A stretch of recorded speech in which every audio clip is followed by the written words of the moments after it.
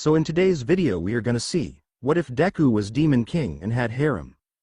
Before starting, make sure to hit that like button and subscribe if you are interested in MHA fanfictions. This story is Izuku Midoriya the Demon King by redfuryninja. Now without wasting any more time, let's dive in. Not all men are created equal. This is the hard truth Izuku learned when he was 4 years old. This is my story, not of how he became the greatest hero or the greatest villain. This is the story about how he became a king. The king of his very own kingdom, Makai. A 4-year-old Izuku was at the park with his friends and noticed that Bakugo had strayed off and was standing over a boy on the ground with explosions crackling from his palms. "You shitty extra, you think you're allowed on my territory? I'm gonna teach you a lesson." He went to blast the boy's face when Izuku stepped in the way. "Stop, Kachan, this isn't right, it's not what a hero would do. You think a shitty Deku like you can tell me what to do? You don't even have a quirk, so you think you better than me? No, Kachan, it's just that heroes don't beat up random people. If you keep acting like a villain and hurting people, I'll have to stop you." Izuku then raised his fists. "That's it, if you're so adamant on stopping me, then I'll just beat you up instead." Izuku, who had no quirk, stood no chance against Bakugo, who could wield explosions and was suffering from many punches and explosions. "Ha ha ha ha, you shitty Deku, you're worthless, you don't have a quirk and you think you can stop me? You'll never be a hero, you don't even deserve anything. Where so you get off on saying I'm a villain? I'll be the #1 hero. No one can tell me what to do." Izuku was now in a ball, taking all of Bakugo's attacks and letting the words sink in. So what if he didn't have his quirk right now? He would unlock it and help people, unlike Bakugo, who just wanted to hurt people. All Izuku could think of was stopping Bakugo from hurting others like that boy and himself. This bubbled up into anger and rage.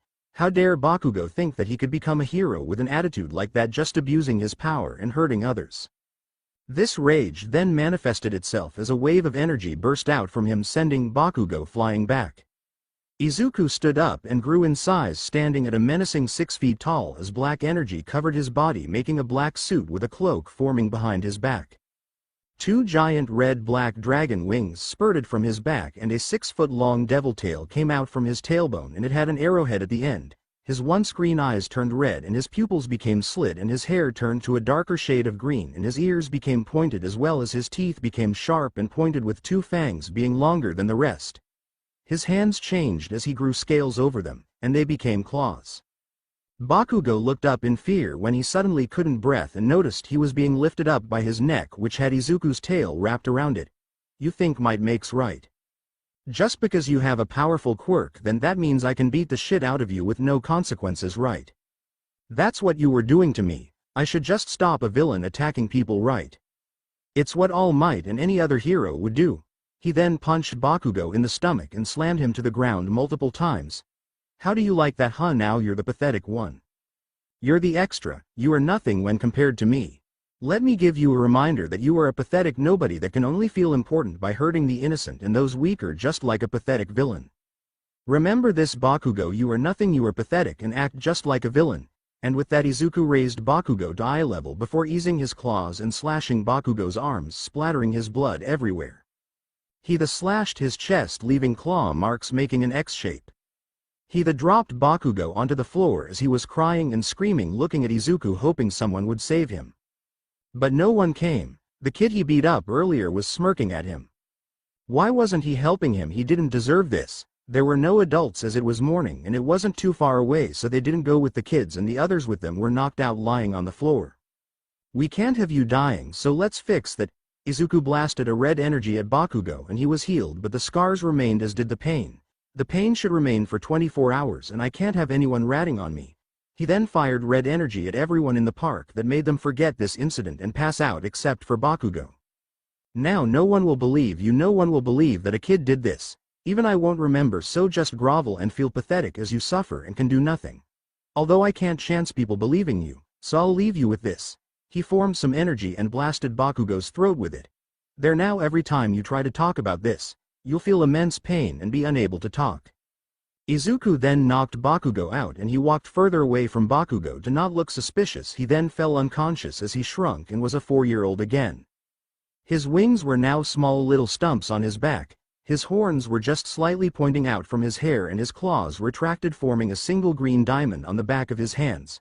His tail also became shorter, only being long enough to wrap around his waist. His eyes turned green, but his pupils remained slit and his ears were still pointed. His hair stayed black, and his teeth stayed the same as well as his pointed ears.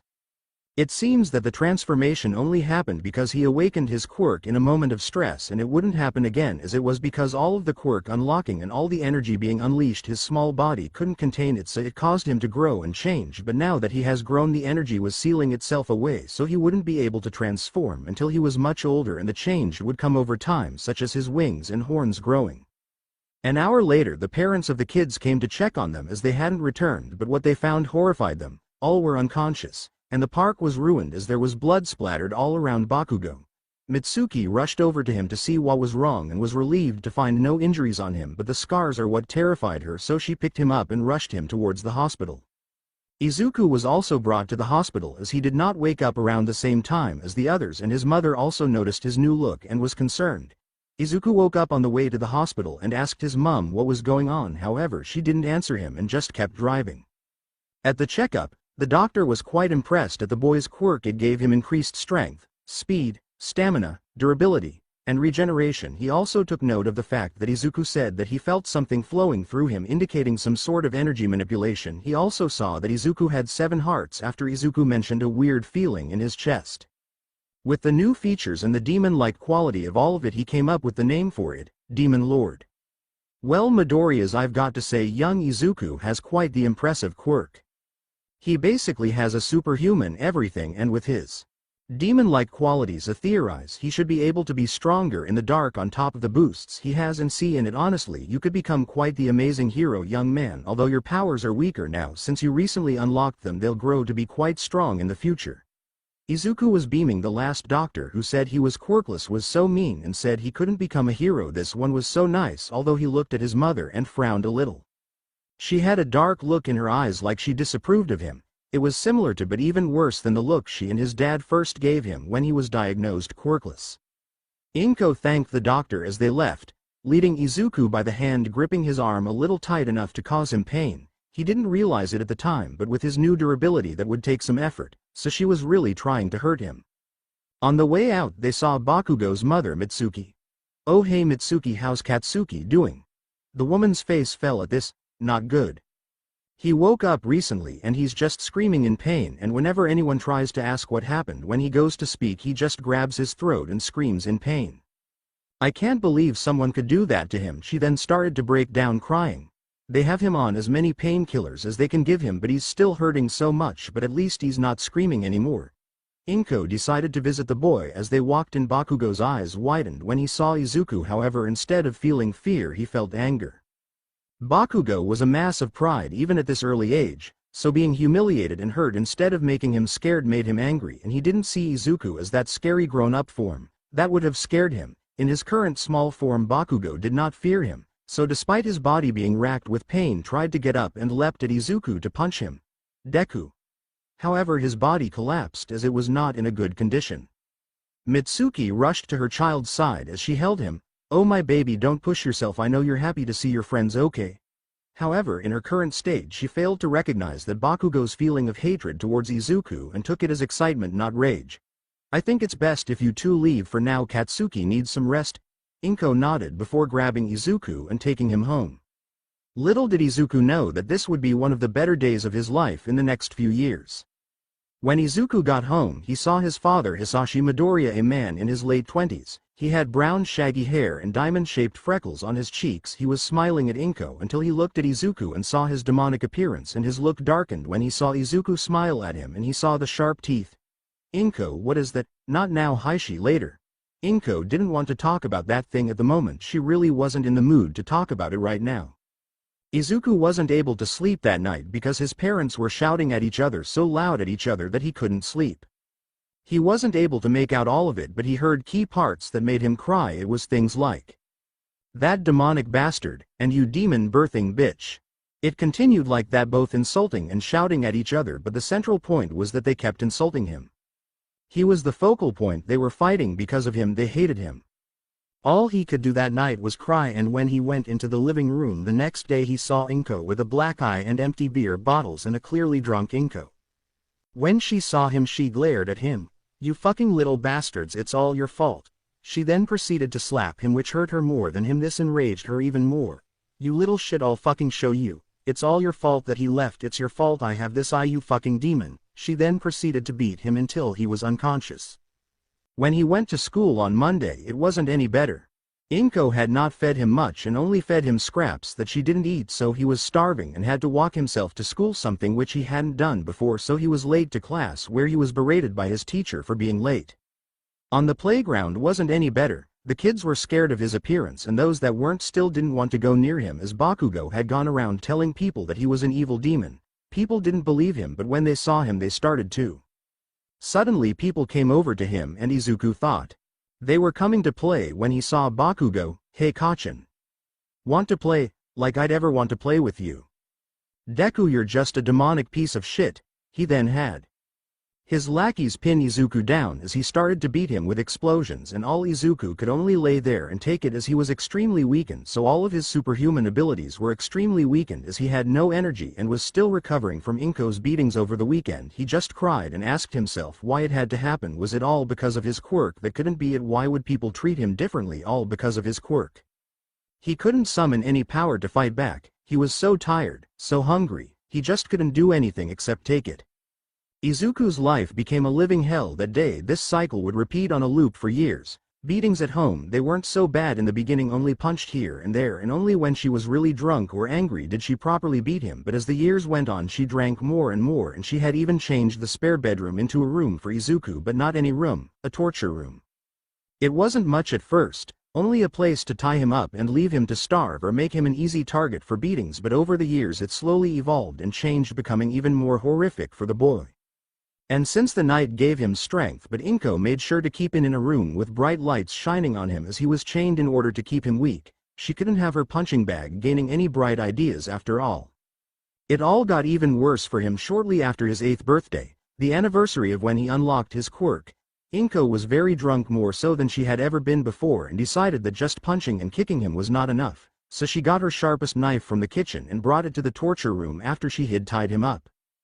Fear was evident in his eyes as he looked at the knife in fear as he tried to struggle. Inko had been beating him a lot recently, so he was quite weak. Soon she sent it flying, with it embedding into his shoulder, and she kept stabbing him repeatedly until her arms were tired. He wouldn't die though. She knew that as long as he had one heart, his regeneration would keep him alive no matter the wound, even if he lost his head, the downside being that he could always feel the pain of the wound. As she stared at him bleeding out while chained to the wall, blood splattered everywhere, such as the chains and walls. Even a bit was dripping from the ceiling. During this whole time Izuku was crying and pleading with her to stop, to show him the tiniest mercy and just to stop. Please mommy, just stop, I promise I'll be a good boy, I won't be in your way anymore. I'll be a good boy, I promise, just please stop, please make it stop. However, this just enraged Inko. You little demon bastard, you think crying will change anything, and you dare to order me around. I'll make sure you suffer, you demonic bastard. You're the reason my husband left, you're the reason my little boy is gone, you damned demon. She started stabbing him anew and even cut open his stomach, letting his guts leak out, causing him to cry more and beg for forgiveness. This became the standard for beatings in the future for Inko to relive her stress and stay in good shape, as she got all sorts of different objects to torture Izuku with, and as they all got soaked in blood and as time passed, they all became rusty, making him suffer even more. Throughout these beatings Izuku learned multiple things, and it was the same with Bakugo as well. 1. Don't cry, it makes them feel superior and beat you more. 2. Don't talk back no matter what they say, as the punishment for not responding is always better than the punishment for talking no matter what is said. 3. Never be late or make them wait for anything. Making them wait just means they have more time to think what they'll do to you. And finally 4. Always do what is asked, even if it is at risk to himself, because the pain of doing the task will always be better than the punishment delivered if not. These 4 things would shape Izuku's personality into what he would eventually become. At times he would attempt to avoid beatings by trying to sneak around so his mother didn't beat him. And the same with Bakugo, but they would always find him and beat him. Even when he tried to tell the police about it, they just kicked him to the ground and threatened to arrest him. Even when they saw him being beaten, they just told the kids that they shouldn't use their quirks in public. Even the local heroes did nothing when he told them. They just glared at him and told them to leave him alone. doing odd jobs for people who took sympathy on him rather than fear him for his appearance so he could make money to buy food to get what little energy he needed to recover and gave energy to keep moving in life. These beatings, this hell that he was forced to suffer through, would change him, make him more cynical and cruel, would truly change him into someone else, someone far greater. It was the makings of a demon king. A 10-year-old Izuku was left broken and bleeding on the sands of Takoba Municipal Beach close to the sea, which had started going out. Bakugo and his cronies stared down at Izuku's beaten and broken form and sneered. "You're so pathetic, you should just fucking die." He then kicked Izuku in the stomach, sending him into the water. "Just save us all the trouble and fucking drown. Pray for a more heroic quirk in the next life. Hey, happy fucking birthday." He then stomped on Izuku's head, knocking him out before he and his sidekicks leaving Izuku lying in the water with the sun rising above him. No one looked back, for if they did, they would see Izuku's body being taken away by the waves. Izuku was taken out to sea floating amongst the waves, and he only started to awake when the full moon was high in the air. Izuku awoke as he felt the energy of the night seeping into his body, rejuvenating him and allowing him to recover much faster than before. Now that he wasn't constantly being injured, it gave his regeneration time to catch up on healing all of his injuries without new ones replacing them. He closed his eyes, taking in the rejuvenating feeling of his body healing, and used that time to think about how he got here. Years of being abused meant that he became used to waking up in unfamiliar situations, which is why he was so calm. The last thing he remembered was Bakugo kicking him into the water, then knocking him out, which meant that the retreating waves must have taken him with them. Izuku opened his eyes, feeling his 24 broken ribs finally set back into place, and with that pain gone he noticed a strange feeling on his neck and in his lungs, but he didn't have time to focus on that as he rose into an upright position and tried to look around him. As he trod water, he didn't see mainland Japan, so the currents must have taken him quite far, and since sunrise was about 5 a.m. with Bakugo getting up early just to give Izuku a special birthday beating. This meant he had been out for nearly 19 hours. Some good news was that he could see a small island in the distance, so with his body being much better with 19 hours of uninterrupted recovery, he swam towards the island. By the time Izuku got to the island, the sun had started to rise. The island was a lot further away than he thought, so when he got to land, he got a distance away from the water before he laid down and started breathing heavily. After a few minutes, his breathing calmed down and he got up to explore the island. After a couple of hours, Izuku got off the beach and passed through the forest until he reached the center of the island, where he found a dilapidated military base with a broken-down runway going down the middle. He looked around, seeing if he could find something to gain information on where he was. He ended up seeing signs on different buildings and recognized some of the kanji, so he realized that this must be a Japanese island. Knowing that he wasn't too far away from Japan calmed him down, but he was still in an unknown place, so he needed more information. And what better place than a library? He was surprised to find one in a place like this. After looking around for a while, he finds a map and discovers that he is on the island of Iwo Jima. Since the island was deserted, he wanted more information. He found the history section and started reading about the history of the island. He couldn't understand all the kanji as he had only been in school for 4 years, but he could read enough to know that it was a military base that was used in the early from 1945 to the early 2000s. The last entry that he could find was a small collection of papers detailing soldiers' last days here before leaving, as tensions between Japan and America grew, causing both sides to abandon the island as America used it to host something, but Izuku didn't know what. It was agreed that the island would be abandoned. Apparently, a historian wanted to leave a record of all these events on the island just in case anyone were to find the island, and so they could know what happened to the island. Izuku, deciding he had done enough reading, decides he needs to find a place to sleep. He needed a secure place to sleep, as while coming into the base Izuku noticed marks of different animals on the island, even some wolf tracks, so he was extremely lucky that he didn't encounter anything. With his quirk giving him boosted intelligence allowed him to realize that the wild animals that were allowed to live on the island evolved and expanded their numbers over time. A few heartless people even decided to leave pets behind. This allowed different forms of animals and wildlife to grow and flourish as the pets had become more feral, and eventually over the centuries that passed they evolved and grew bigger. The dogs slowly became more wolf-like over time. All of the other animals evolved into their former forms and grew much bigger. What Izuku didn't know was that the island was also a volcanic one, so over the centuries it expanded in size, joining up with multiple volcanic islands known as the Bonin Islands. These islands were more civilian-based, but when the dawn of quirks happened there were mass outbreaks of violence causing many to die in the fighting between the quirked and quirkless, leaving the remaining survivors to return to mainland Japan. What they didn't know is that with the island losing power and the people leaving, there was no one to watch over the few zoos that there were, and so many animals broke out and spread across the island, and by this point, the Bonin Islands and Iwo Jima were almost connected and were very close together, so the animals spread out, creating varied wildlife that could only be seen in places like the Amazon rainforest. Izuku soon found a sizable, unlocked house. As he entered the house, he found the key to the locks with a bunch of other keys hanging up on a wall.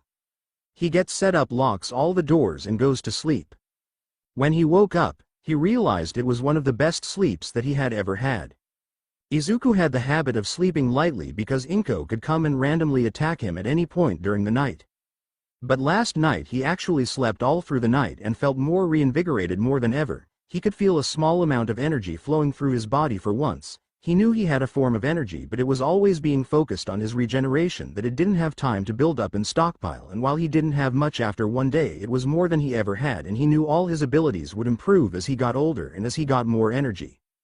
Izuku knew that the animals on the island would be a problem, but he also needed food and water. Any tinned rations were long past their expiration date, so he decided that it would be best to stockpile energy during the day and hunt during the night when his abilities would be boosted so he could defend himself.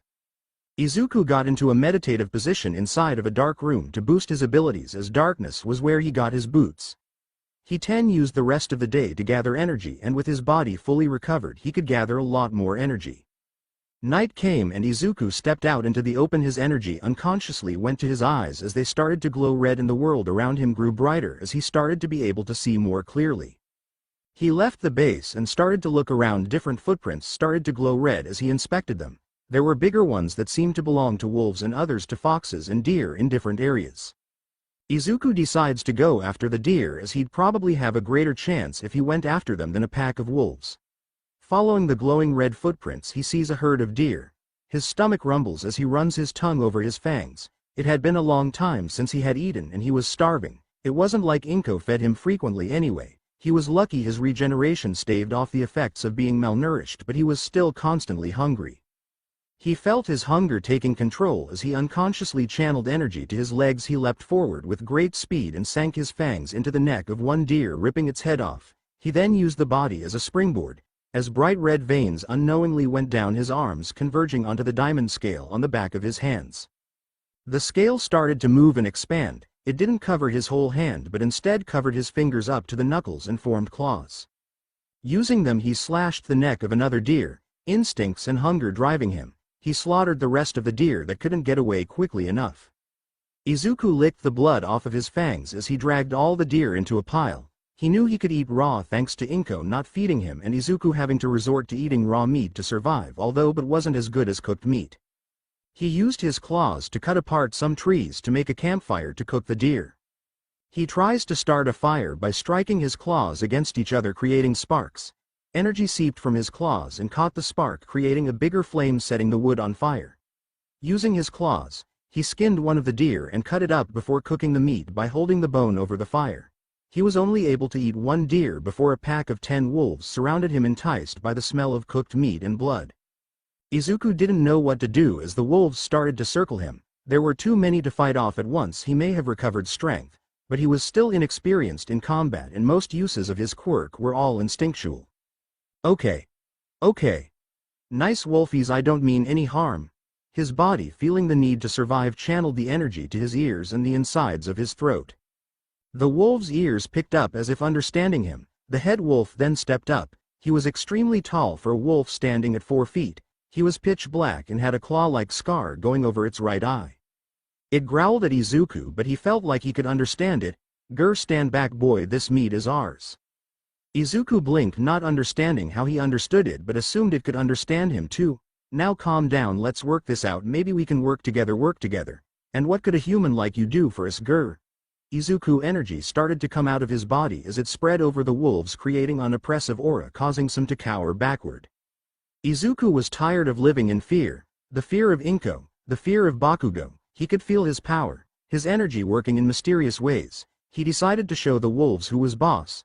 "It's not what I can do for you, it's what you can do for me." I'm stronger, I'm faster, look at these deer. Can one of you do what I did today?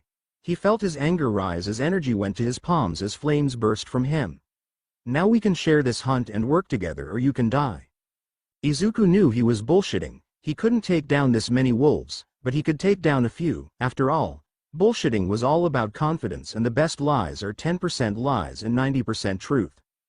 The wolves were concerned seeing the flames coming from his palms and the oppressive aura that was coming from him. The wolves were thinking of backing off, but the pack leader was not deterred as he walked up to Izuku, who was only a head taller. "Grr, you really think you can take me down, boy grr?" It glared up at Izuku as the surroundings started to become cold and a freezing mist came out of his snarling maw.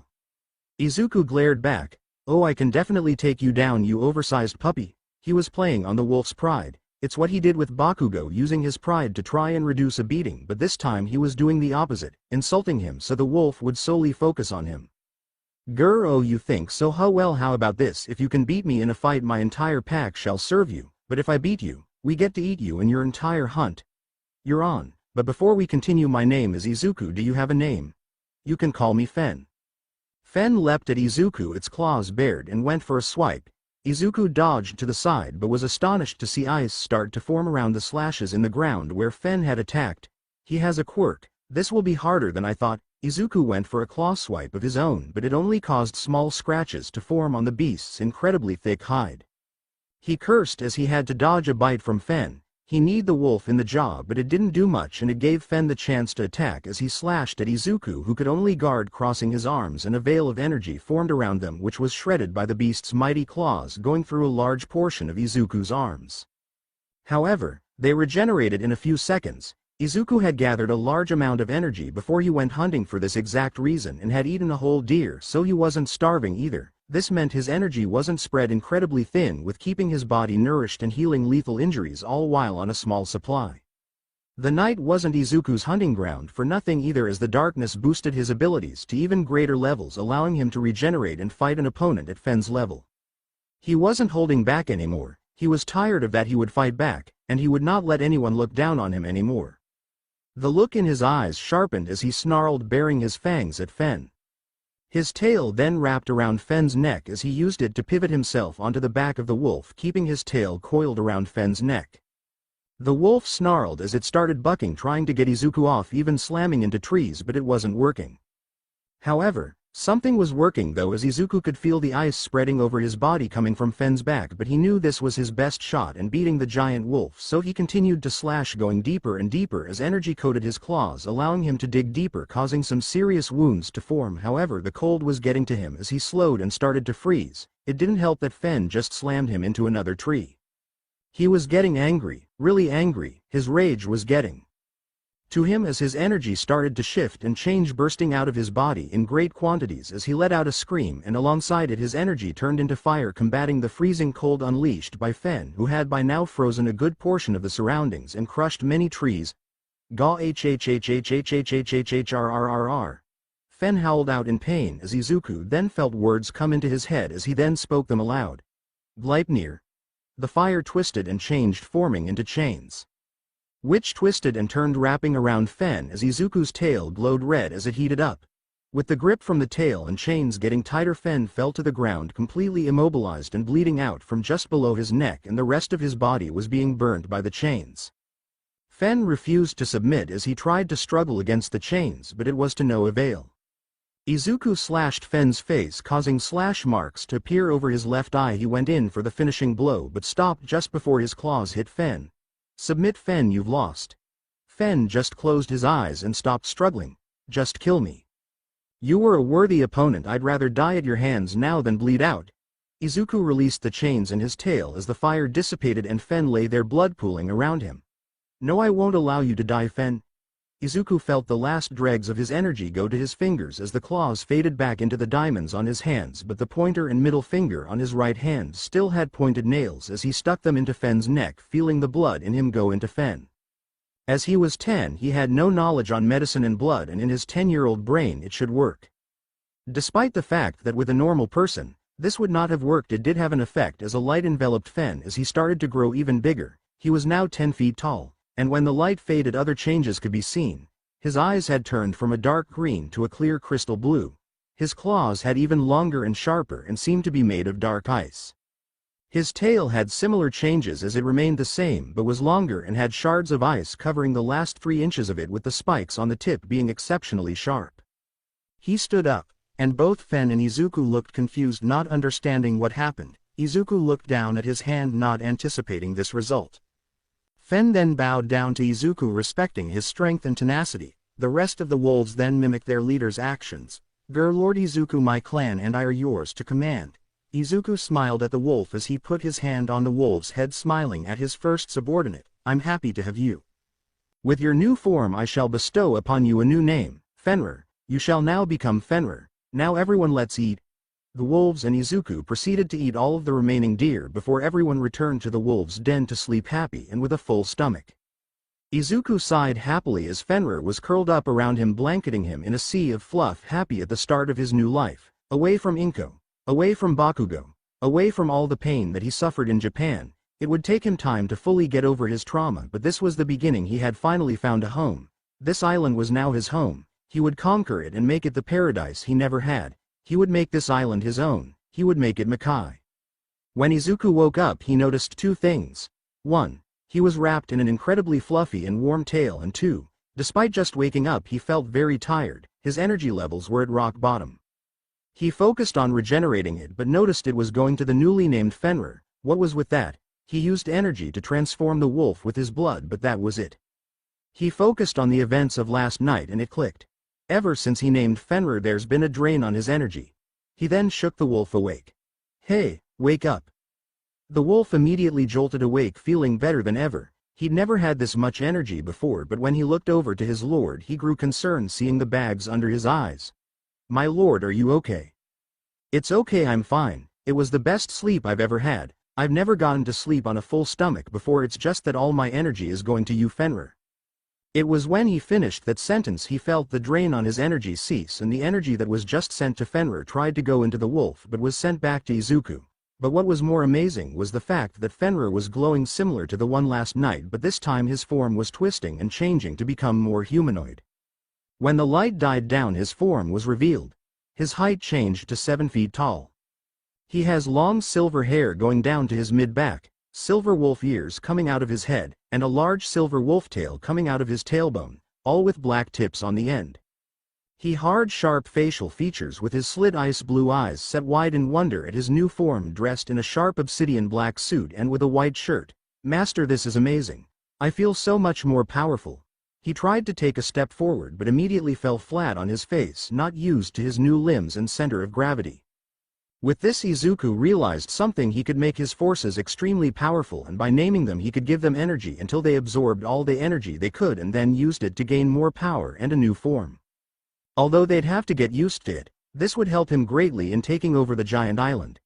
And if he wanted to get his revenge, he'd have to teach the rest of them how to speak, read and write Japanese, which was gonna be a whole other issue, hopefully making them demons, what he was now calling those who were transformed, increased their ability to learn languages or have their own translate ability that he seemed to have. He picked Fenrir up and helped him to his feet. Looks like you have a lot to learn about being in a human form. Fenrir nodded and used his ice to make a stick to help him stand as he and Izuku walked towards the library of the military base to discuss how things are going moving forward. He was stumbling a lot, but with the staff and Izuku's help they made it there and sat down at a table. Can you tell me more about the history? Animals, territories and abilities on this island, of course. Many years ago, after the humans left, all were without powers, but slowly over time different species started to branch out and develop superpowers and quickly took over the parts of territory with little regards to the species that they once were.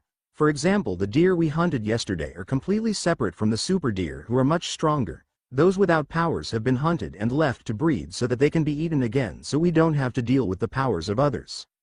My pack was originally one of the hunted. That was until I was born with my ice powers and could stop the powered wolves as well as others and in this territory from hunting us, and we carved out our own territory. Izuku nodded along. I'm sorry to hear that. Fenrir shook his head. The weak die and the strong survive. We all do what we can to live. Izuku nodded along. He had forgotten that he was speaking to a wolf. Human common sense just didn't apply here. His power was interesting, though Fenrir was only speaking in grunts and growls and he could perfectly understand it. He felt the energy going to his throat and ears.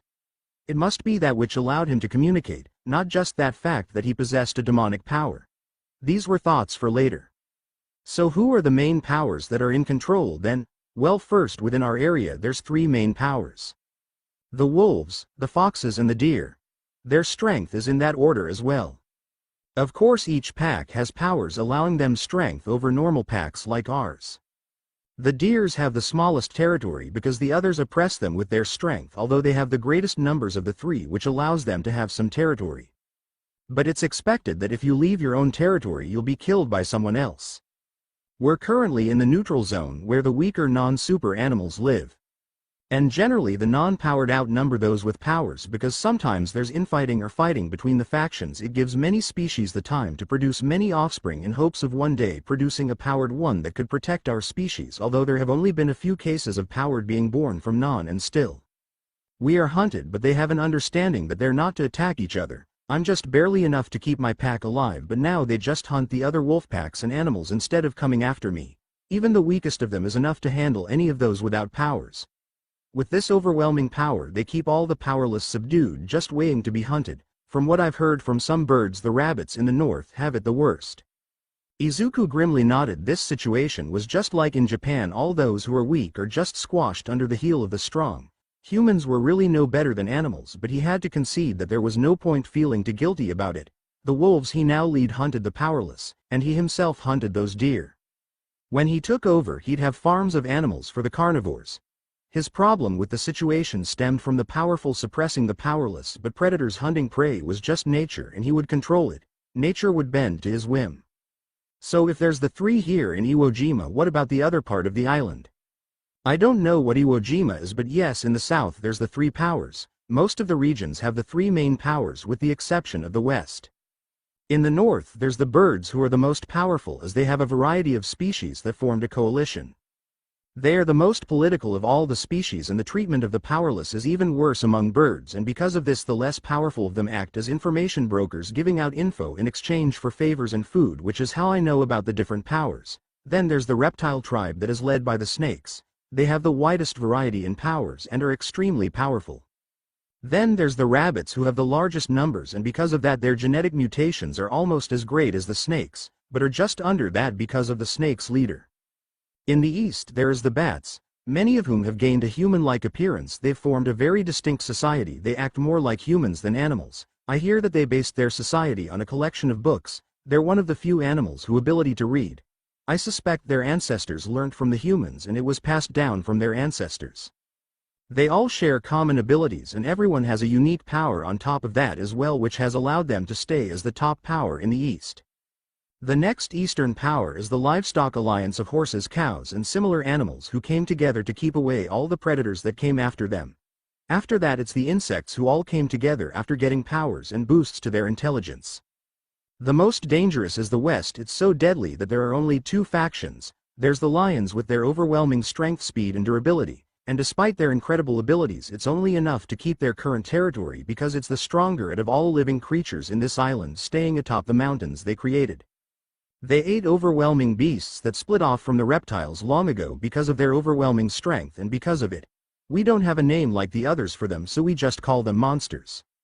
Izuku nodded along, seeing the difficulty of the task that laid ahead of him. I see. I thought there'd be more creatures than just them. Fenrir shook his head. There are many more across the island, but they're smaller in number and strength and they cannot stand up to the might of the bigger packs, and this isn't even beginning to talk about the monsters that await in the ocean depths. If you don't mind me asking, my lord, what do you plan on doing with this information? My plan is to take over this island, bring all species under my control, and then take my revenge on those who scorned me in Japan, and then take over the country, and rule it how I see fit. Fenrir nodded along but was confused. But my lord, the 2 of us aren't nearly strong enough to take on all the forces in the south, let alone the other areas, especially the west. Izuku smirked at him. Then we just need to build an army. Fenrir tilted his head to the side. Izuku found it funny. He looked like a confused puppy. We saw that I can boost others' power either by naming them or giving them blood. Think how strong you must have become. Surely it's possible to do this to others. What if you give the other wolves your blood? We just need to bring other creatures under my command. Give them power and we can lead them against the other factions. He then got up and started looking around the library looking for something. Fenrir was confused but waited for his lord. After about 15 minutes of searching, Izuku found what he was looking for, and it turned out to be better than he expected. He wasn't sure how something like this existed or how it got in the library, but he's glad it was. Izuku brought the scroll he found to the table and spread it out, revealing a map of not just Tajima but all the connected islands. In fact, the map shows the current state of the island, and in the corner he saw something peculiar. The name on the scroll had initials that read out I.M.S. Those initials were familiar. Then it clicked. He ran and grabbed the history book that he had briefly read yesterday. He was confused. How could a writer who was alive so many years ago also possess a map of the current state of the Bonin Islands? Volcanic activity was unpredictable. And while you could predict that the islands would eventually grow and connect like it did now, no one from so long ago without quirks could accurately guess the exact shape and size of the island. Something was going on here and he couldn't figure out what. He shook his head. He'd figure this out later and look for more books and scrolls by IMS, but now it was time to talk strategy with Fenrir. After a couple hours of talking, it was decided how they should proceed, such as who to recruit and attack first and how they'll build an army to take on the whole island. Izuku decided they needed a name as well. Since he was ostracized, scorned and called a demon, he'd make a demonic army full of demons, full of creatures that had been granted his demonic power. First they needed to power up the rest of Fenrir's pack. Since Izuku gave Fenrir his blood, he wanted to see how the wolf's blood would affect others of his kind. After that, Izuku would name them all to give them new form and more power. After that, it would be training so the wolves could get used to their new power. Then they'd go around recruiting the other animals before starting off by going after the deer, foxes, then wolves. They'd go up the chain of power, getting stronger so they could take on the more powerful animals. Although that in itself presented a problem because they needed to eat and the wolves are carnivores, so they'd have to hunt some of those they want to recruit, and Izuku had a few at that moment, but he would have to look into those later. He's barely scratched the surface of what his powers are able to achieve, so there's definitely something he could do. After the strategy meeting, the two walked back to the base with Fenrir getting better along the way, eventually not needing his staff to walk, having gotten good enough to walk without aid, although he faltered here and there he had the hand of it. When they approached the cave, they were greeted by all the wolves, and Izuku quickly put his plan into motion by having Fenrir create a giant bowl of ice. The wolf man did so instantly with a look of satisfaction on his face. "My lord, your powers are truly amazing. I could never make large items like this so quickly before. This new energy that you have bestowed me with is simply astounding." Izuku was shocked. He thought that he'd just given Fenrir an increase in strength, but no, it was so much more. If he had an energy system like he did, that meant giving Fenrir's blood to the other wolves would definitely work.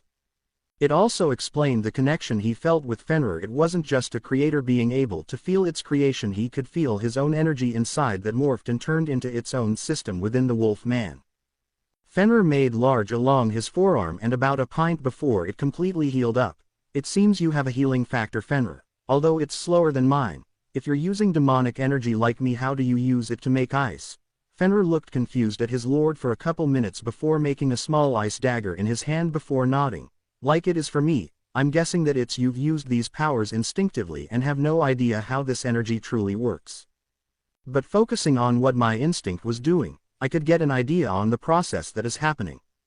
How this energy works now is different from when I had my power, although it functions the same, it's different. This energy, it freezes and solidified." He then held his hands and a crystal blue energy came out, different to Izuku's red. The energy then started to cool down the surrounding area and forming hexagonal prisms. Then they come together to form an object. The amount of prisms increases, then came together and formed 1 foot worth of chains. "Like this?" Izuku nodded. "Thanks for the explanation. I'll have to see if I can do it later. Now please continue." Fenrir soon filled it up enough for what they needed. Izuku then drew the attention to "Pack, listen up. You all saw the changes that Fenrir went through and became immensely stronger afterwards. You will all drink his blood and it should allow you to gain powers. I don't know what kind of abilities will be granted, but you'll be inconceivably stronger afterwards. Then I will grant you all a name to give you a new human form that will grant you advantages over your opponents, such as being able to wield weapons." The wolves got straight into drinking the blood, no stranger to having blood in their mouths from their hunts. When the 6 of them were finished, nothing happened, making Izuku think it did work, but then suddenly were enveloped in a golden glow as they grew in size, and some even grew extra features. such as one wolf who had grown a horn in the center of his head. This was a better result than what Izuku was expecting. He could feel their power that was coming off of them as well as small connection to each. It wasn't as strong as the one he had with Fenrir, but he guessed that was because he had not created these wolf demons directly. He could see the look of shock on Fenrir's face as he felt the connection to the 6 wolves. Now it was time to name them. He approached them, starting with the wolf on the left with the horn and moving along to the right as he named them: Ronga, Shiro, Kuro, Dorulu, Joan, and finally Bayo. After that, Izuku had collapsed. After all, his energy had burst out of him and had gone towards the wolves. Izuku didn't wake up for 3 days after that, the energy drain from naming 6 wolves at once having sapped his strength. When Izuku awoke, he felt fully rested unlike last time, but he was hungry. He assumed his body learnt from last time and waited until his energy was full again. If anything, it felt larger than it's ever been. There were 2 reasons that had to be considered for this. As he was growing, his energy would constantly increase, or the constant drain and recovery caused his reserves to grow. It's something that happened with his constant regeneration but could never take advantage of, because as he could heal more, the rate at which his injuries increased grew with his energy growth. Looking around, he didn't see any wolves, so he stepped outside the cave and saw that it was midday, so he assumed they must all be out hunting. Supposing he should join them to speed things along, he spread out his senses, but then he felt something alarming. His connection with Fenrir. Through it he could sense his life force decreasing dramatically, as well as fear. That scared him. Even when on the verge of death when he first fought Fenrir, the wolf felt no fear. This had to be bad if he was feeling fear, so he channeled energy into his legs and sped off to save his pack. Before Izuku saw anything, what hit him first was the smell of blood. When he arrived, he looked around and saw his pack, 7 in human form and then the other 3 in wolf form, all with varying injuries, some bleeding out in the ground, while the 3 non-transformed wolves had large gashes all over their bodies with purple blood pooled around them. Fenrir, despite while relatively uninjured, not having many visible injuries, was kneeling and had turned an unhealthy shade of purple. He was panting hard, like it was a struggle to breathe, but he still gripped his ice sword with determination while protecting the others despite his weakening body. Opposite them was a wolf pack 3 times the size of his own, although they had many more injured and dead, with frozen chunks of wolf scattered all around alongside trees and the surrounding ground being covered in ice. But the 3 up front only had a few bruises and scuff marks. Clearly they were the leaders, considering. The 3 looked quite different as well. They all were bipedal, standing on their hind legs. They also didn't look exactly like the wolves that were a part of their pack, like different species of wolf altogether, and Izuku recognized the species being gray wolf, maned wolf and a coyote. They were different colors as well, being blue, red and yellow respectively. The blue one was giant, towering over the others, currently standing at 10 feet tall, and was standing in front of the others, indicating he was the leader. Izuku growled, "Who are you fuckers and what do you want?" The blue one spoke up. "So you're the little fucker that changed these bastards. It's your fault we had to do this. You know we could have let them be, but we can't have a new power coming along. I give you shit stains 1 chance to surrender and join me or I'll annihilate you." The 3 wolves just laughed at him. "We took down your entire pack. What makes you think you stand a chance?" Izuku's eyes darkened before a wave of energy was unleashed from his body. "'Cause I'm stronger than all of them." His eyes started to glow as his energy coursed through his body. As his demonic features became more pronounced, his horns grew a couple inches, his wings going from small protrusions that later flat against his back to a more medium size and extended from his back, and the diamond in the back of his hands spread and formed gloves. The wolves, however, just laughed at him. "Ha ha ha ha ha ha ha, what are those tiny little things supposed to do, Shortstack? You think you're intimidating?" Izuku lunged at them, claws extended, only to be met by a kick to the stomach from the red one. "We are the trio de danger, Bergamo, Basil and Lavender, leaders of the Cidra pack. You're just a tiny pathetic human who hasn't even named his own tribe." Izuku snarled. "I am Izuku, you pathetic beasts. I stand above you all, you'll fall to me, and the might of the Morning Star pack." Izuku then coated his hands and feet in energy which transformed into fire. Unleashing an explosion beneath him, he launched towards Basil, who had kicked him before, flapping his wings, unleashing a burst of flames, allowing him to flip midair and dodge the kick. Although he was just barely able to deflect the energy blast that followed.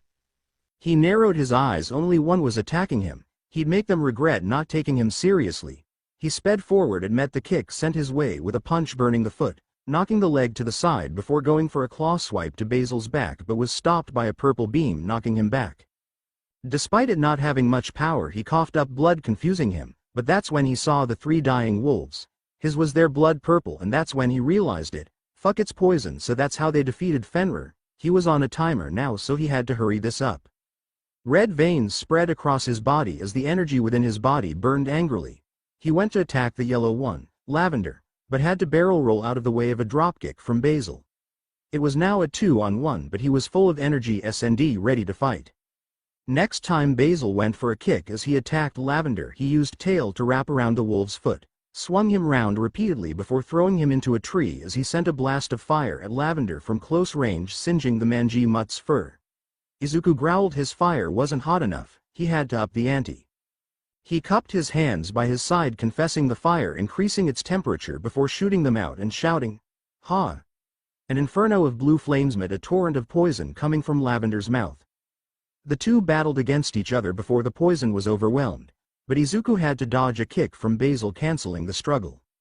A barrage of calf energy blasts and poison came his way as he deflected them with his claws, not allowing them to touch any part of his skin.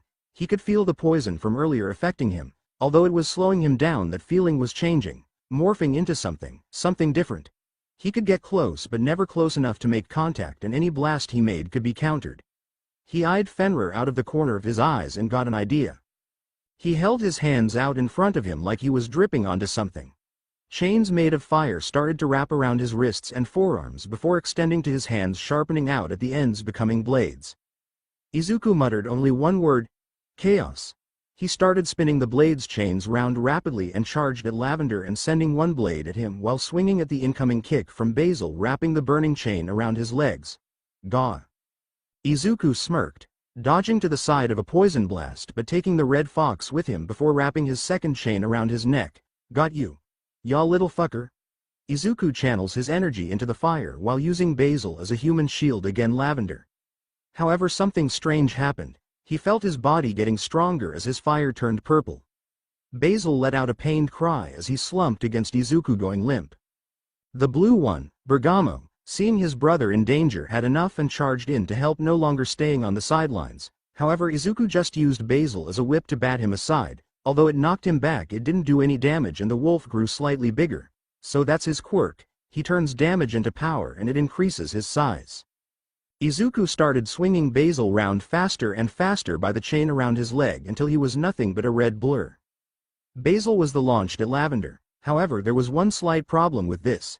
Izuku never let go of his chain. A pained scream ran out through the clearing as Basil tried to clutch at his now missing legs and coughing up purple blood as his brothers held him in place, all while snarling at Izuku. Izuku just gave them a fanged grin in response as he tossed over the legs back to their owner. Here, you can have the back. Lavender tried to get up and help his brother as his hands were coated in a green aura this time, but he stumbled back down, clutching his ribs. That impact must have done some serious damage to him. Izuku knocked out Lavender with a shot of a purple energy blast to the wolf's face as he was distracted by the pain. He couldn't have him healing Lavender after all, not that he could do much now though. Bergamo, seeing his brothers incapacitated, decided to charge Izuku, the ground shaking as the behemoth thundered his way towards his prey. Izuku's smirk widened as he ran. He charged towards Bergamo. He had to roll to the side to dodge a giant fist as he went for a slash at the arm. However, this did more harm than good for him because the cut was shallow, the skin much harder than he thought it'd be, but it still made him grow a couple inches. Izuku scowled. He had to find a way around this. Deciding to up the ante, he launched himself into the air and started fleeing around the giant wolfman. He got an idea and charged for his mouth. Bergamo opened wide, aiming to eat Izuku as he snapped by. Izuku held the mouth open and blasted purple fire from his directly into the wolf's stomach. As the wolf recoiled in pain, growing to a titanic 20 feet tall, shortly after his cheeks gained a purple hue, causing him to constantly grow. Izuku's eyes widened. How? That's when he realized. His fire's been purple. He must have somehow gained a poisonous attribute. He then looked at the growing wolf. Shit. The poison was constantly damaging him, so he was constantly growing, getting stronger. The now 25 feet wolf smashed his fist on the ground, causing it to shake and quake. Fuck. He's way too strong now. Izuku tried all he could to try and weaken him, thinking if he just inflicted enough damage, but he just kept growing. And Izuku was running out of time. He could sense the life force of the wolves and they were getting dangerously low. He had to finish this fast and heal them somehow. If Lavender could, then so could he. After the beating he had taken, Bergamo was now 50 feet and the poison was no longer affecting him due to his gigantic size. He was smoking racially and stomping all around trying to get Izuku, but despite being stronger he hasn't become any faster, so he wasn't able to hit Izuku. Izuku saw Fenrir now collapsed on the floor, unable to move. With this his anger had reached its boiling point, but he just froze in the air, glaring at Bergamo with a cold fury. Izuku let out a breath, which became steam in the air. I will not let you take them from me. I finally got a family and I will not let you take that away. He let his chaos chains fare away as he held his hands in front of him as if holding coming. Letting his anger guide his energy and remembering what Fenrir had told him, ice swirling around his hands before forming into a katana, and he unleashed a slash, sending a crescent of freezing energy at the titan. It didn't do much, but Izuku could see him tense up. Izuku unleashed more energy and direct slash attacks, slowly freezing Bergamo. Soon the wolf found it hard to move as his muscles were starting to freeze. Izuku's eyes glowed a shining blue as he unleashed all but a small portion of his energy that he had to spare, forming a giant snowflake made of energy beneath Bergamo. The blue energy started to encapsulate him, forming a barrier and wrapping around him. Izuku held his ice sword in the air and muttered a single phrase. Bleak December. He then slashed down, causing all the energy to attack Bergamo, freezing him before forming blades of side which started slashing his flesh, all while leaving the ice unharmed. He tried to grow, but the ice was too strong, increasing pressure that was being applied to him. Izuku's sword shifted into a giant synth. He held it to Bergamo's neck, finally seeing fear win the beast's eyes. Have a fun time in hell, cause it's gonna seem like fucking heaven before I get there, cause you do not mess with Izuku Morningstar or his pack. With that he clenched his hand, crushing the wolf's body as he decapitated his head, causing it to fall to the ground in an earth-shaking thud. Izuku slowly defended to the ground as he used the rest of his energy to cover his back. Thinking back to the green glow that Lavender emitted, he thought about healing his pack on how his poison energy felt and reversed it. This only healed the poison damage but gave them enough energy for their healing factors to go into overdrive, slowly fixing any damage down. Except for the 3 wolves that were laying on the ground. He stumbled his way towards them as his demonic features retracted, no longer having the energy to sustain their current state, but he was still covered in the blood of his enemies. He knelt down to his wolves, leveled. Sorry that I never got to name you guys. Let me make it up to you. He then inserted his fingers into the wolves one at a time, only having scales on his middle and point finger in his right hand. He injected his blood into each of them. Rest well, Seer. Beer. Russ. With that, Izuku collapsed, happy in the knowledge that his pack was safe. Even if it was just one of the many wolf packs as well as other animals they'd have to face in the future. Fenrir caught him before he hit the ground. Thank you, my lord. I was scared that in my death I would fail you, but it seems like I needn't have worried. All the wolves, helping each other, stumbled back towards the cave for a well-deserved rest. They had won. While it wasn't anticipated to fight so soon, they had won. Fenrir saw something in the corner of his eye as he handed Izuku to Kuro and Shiro as he walked over to Basil and Lavender, who were still alive. He looked down at them nicely before swiftly cutting of their heads before freezing all the heads in ice. They'll come back for them in the morning. Now it was time to rest. It took a week for Izuku to wake up this time. However, he could barely focus on anything other than his hunger. He'd now gone 10 days without food, and while his regeneration could stave off the effects starving would cause, it didn't reduce the pain caused by it. He looked around trying to see if there was anything to eat. Something blue caught his eye as he looked and saw many deer encased in ice. Fire started spill out of his mouth as it encased his jaws, and he charged broad at it, melting the ice and cooking the deer as he ripped them apart, not a shred of mercy. Blood and bone flying everywhere, but not a single shred of the meat was allowed out of his grasp. Fenrir watched this with a smile on his face, happy that his lord was finally awake, and he was definitely one of them now with the way he was eating. He had gathered and frozen deer for him every time they went on a hunt and saved one for him so that when he woke up he could eat straight away and wouldn't have to eat decaying flesh. After all the deer had finally been consumed, Fenrir spoke. Are you satisfied, my lord? Izuku nodded. Yes. Thank you, I really needed that. How's everyone been so far? Good, my lord. When we're not hunting, we're training, getting used to our new powers, getting stronger. Izuku nodded. He would need to train as well. He hadn't even scratched the surface on what his powers were truly capable of. It seemed like it could do anything and he only needs to discover how to do it. But that would have to wait for now. We made general plans last time but now we need to plan our next step. With that Izuku and Fenrir went back to the library to work on their immediate next steps. Izuku rolls out the map of the island. It had been marked with the territory lines that Fenrir knew of. So, it's best we start off with the deer. They have the smallest territory so it will be the easiest of all the territories, and after we crush them and bring them to our side it'll be the foxes, and with those numbers we should be able to take on the wolves. Fenrir nodded along. Fenrir, do you have any ideas on numbers? Not really, while all I know is that they have the most out of the three factions but are also attacked the most. The territory they hold now is all that they can hold with their numbers, as they're more concentrated, but their numbers are easily over 300. Perhaps there is some information. Which means we'll have to build up our forces because while the pack has gotten stronger. Sure, they can take on groups 3 times their size, taking on enemies in the hundreds all alone. Yes, we can recruit the different animals of the neutral zone. There will be some that are too scared to go, but we should be able to recruit enough to be able to take on the deer. The trio de danger were the strongest of the Cidra pack. Very few deer could stand up to one of them, and they aren't even the strongest of the 12 wolf packs. Yes, I will fight where I'm needed, but if I want to build up a strong nation, its military can't solely rely on my strength. If I'm dealing with the more powerful leaders while their forces attack, my own troops need to be strong enough to fight them off. Fenrir agreed with that line of logic. If they wanted Izuku's pack to reign supreme, their weakest link would have to be better than the enemy's strongest chain. You and I will start off going and recruiting what species we can find in the neutral zone. Even if deer and foxes are prominent in the south, that doesn't mean that there are other animals. He then gets up from the table to scan the collection of books in the S section until he finds what he was looking for. It was another book written by I.M.S. It was titled, Species in I. The end was all scratched out and seemed to be covered in an energy, but no matter how much energy he covered the book with, the energy blocking out the final word would not disperse. His brow furrowed in confusion, but seeing as there was nothing he could do, he ignored it for now and laid in on the table. The first page showed an index showing north, south, east and west. However, flicking through the pages were blurred out just like the title, with many in the north, east and west being blurred, and only the ones Izuku knew were there already. However, there was a few species that were written in the south section. It showed hedgehogs, tanuki and monkeys.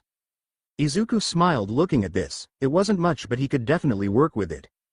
Fenrir, I want you to work on recruiting the foxes and deer. You're more familiar with them. I will work on recruiting the other 3. The wolfman nodded. Yes, my liege. Izuku and Fenrir went back to the base to train. However, when they got back to base, Izuku was tackled down to the ground by a massive wolf and was then licked by 3 heads. Izuku laughed a bit as he pushed the big dog him and stood up looking at it on wonder at the 3 heads, recognizing them as the 3 wolves that were on death's door that he blooded and named. He also saw a snake wagging behind them instead of a normal wolf tail.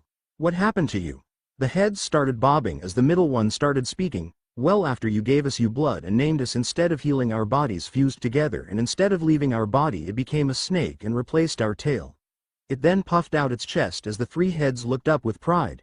And that is how we became the mighty Cerberus. Izuku then rubbed their heads. Good boys.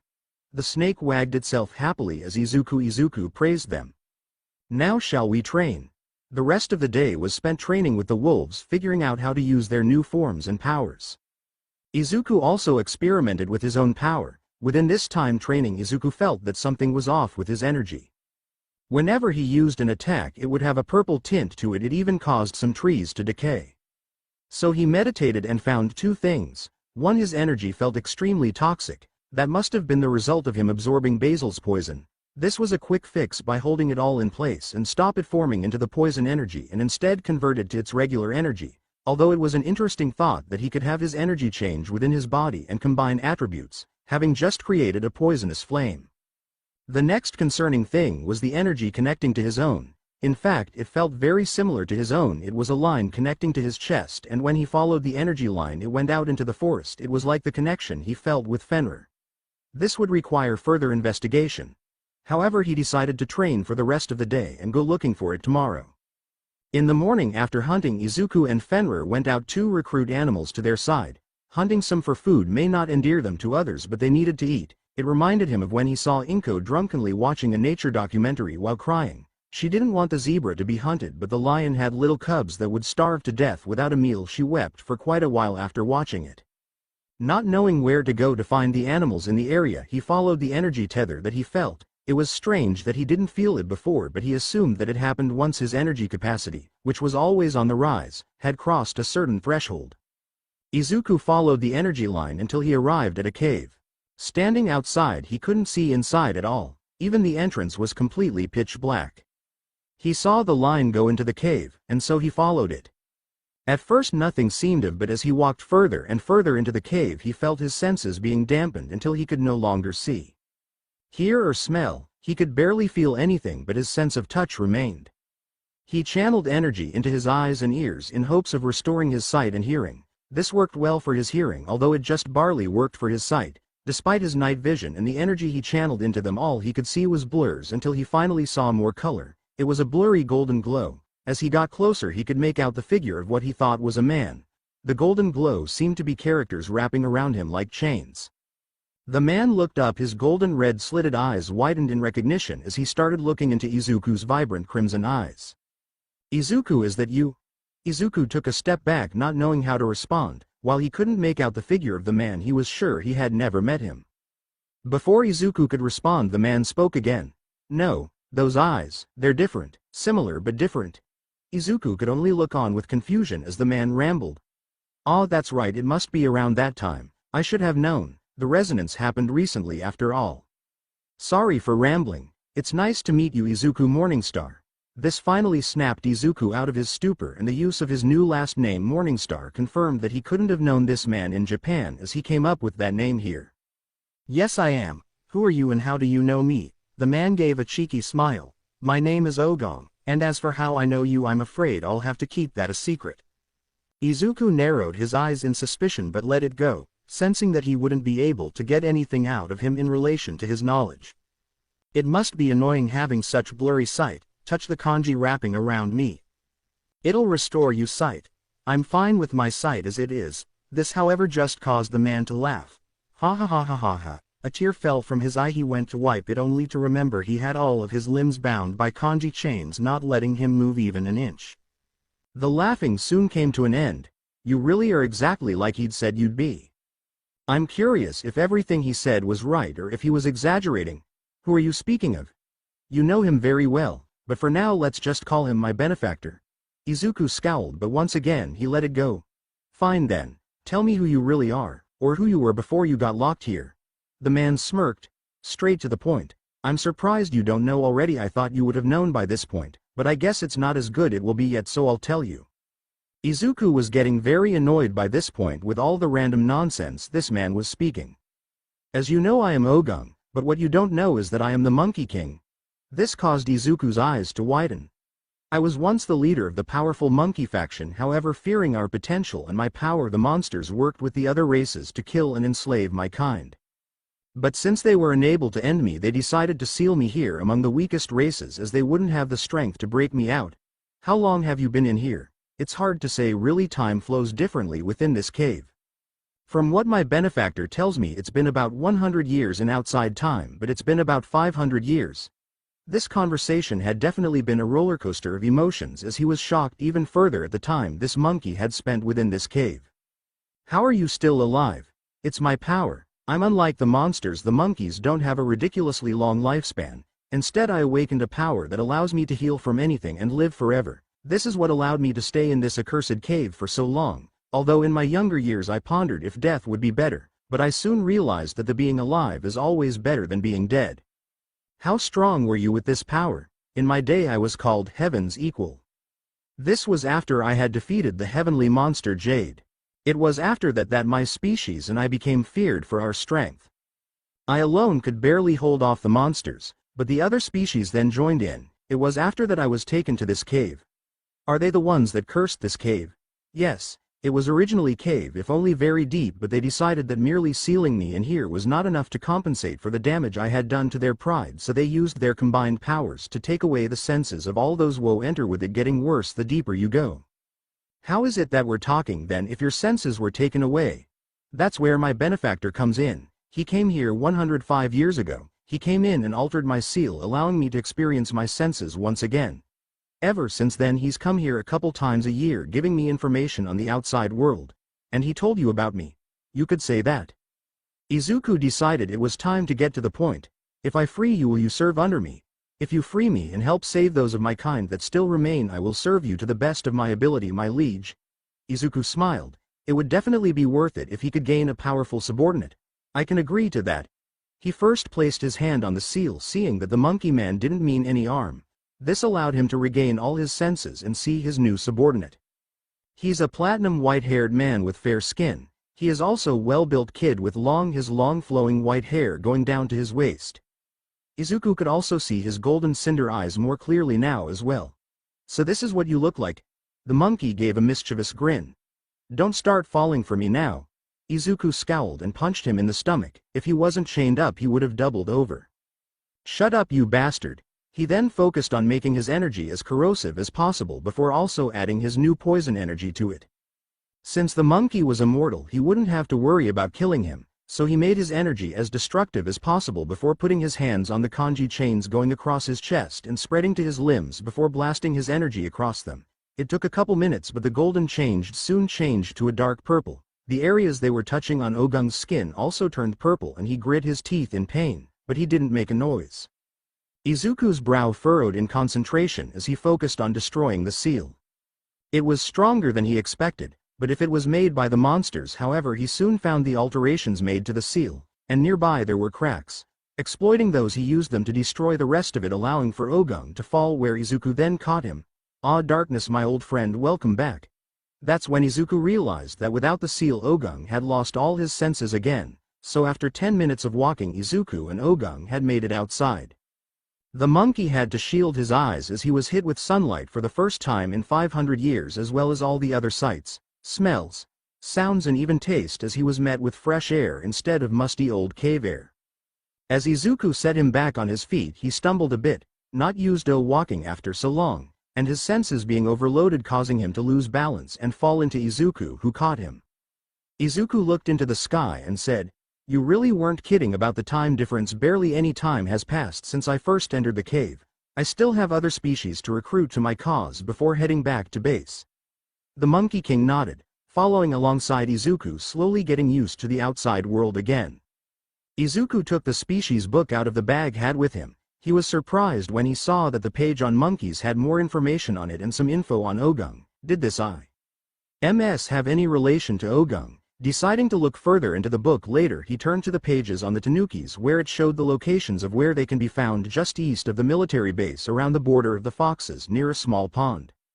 Taking the direct route near his cave, he saw it was empty. The others are out training or hunting then. This meant he could walk through quickly instead of stopping to greet his pack. Soon Izuku arrived at the pond only to see the pack of Tanukas standing their ground against a pack of three-tailed foxes with a four-tailed on leading the charge.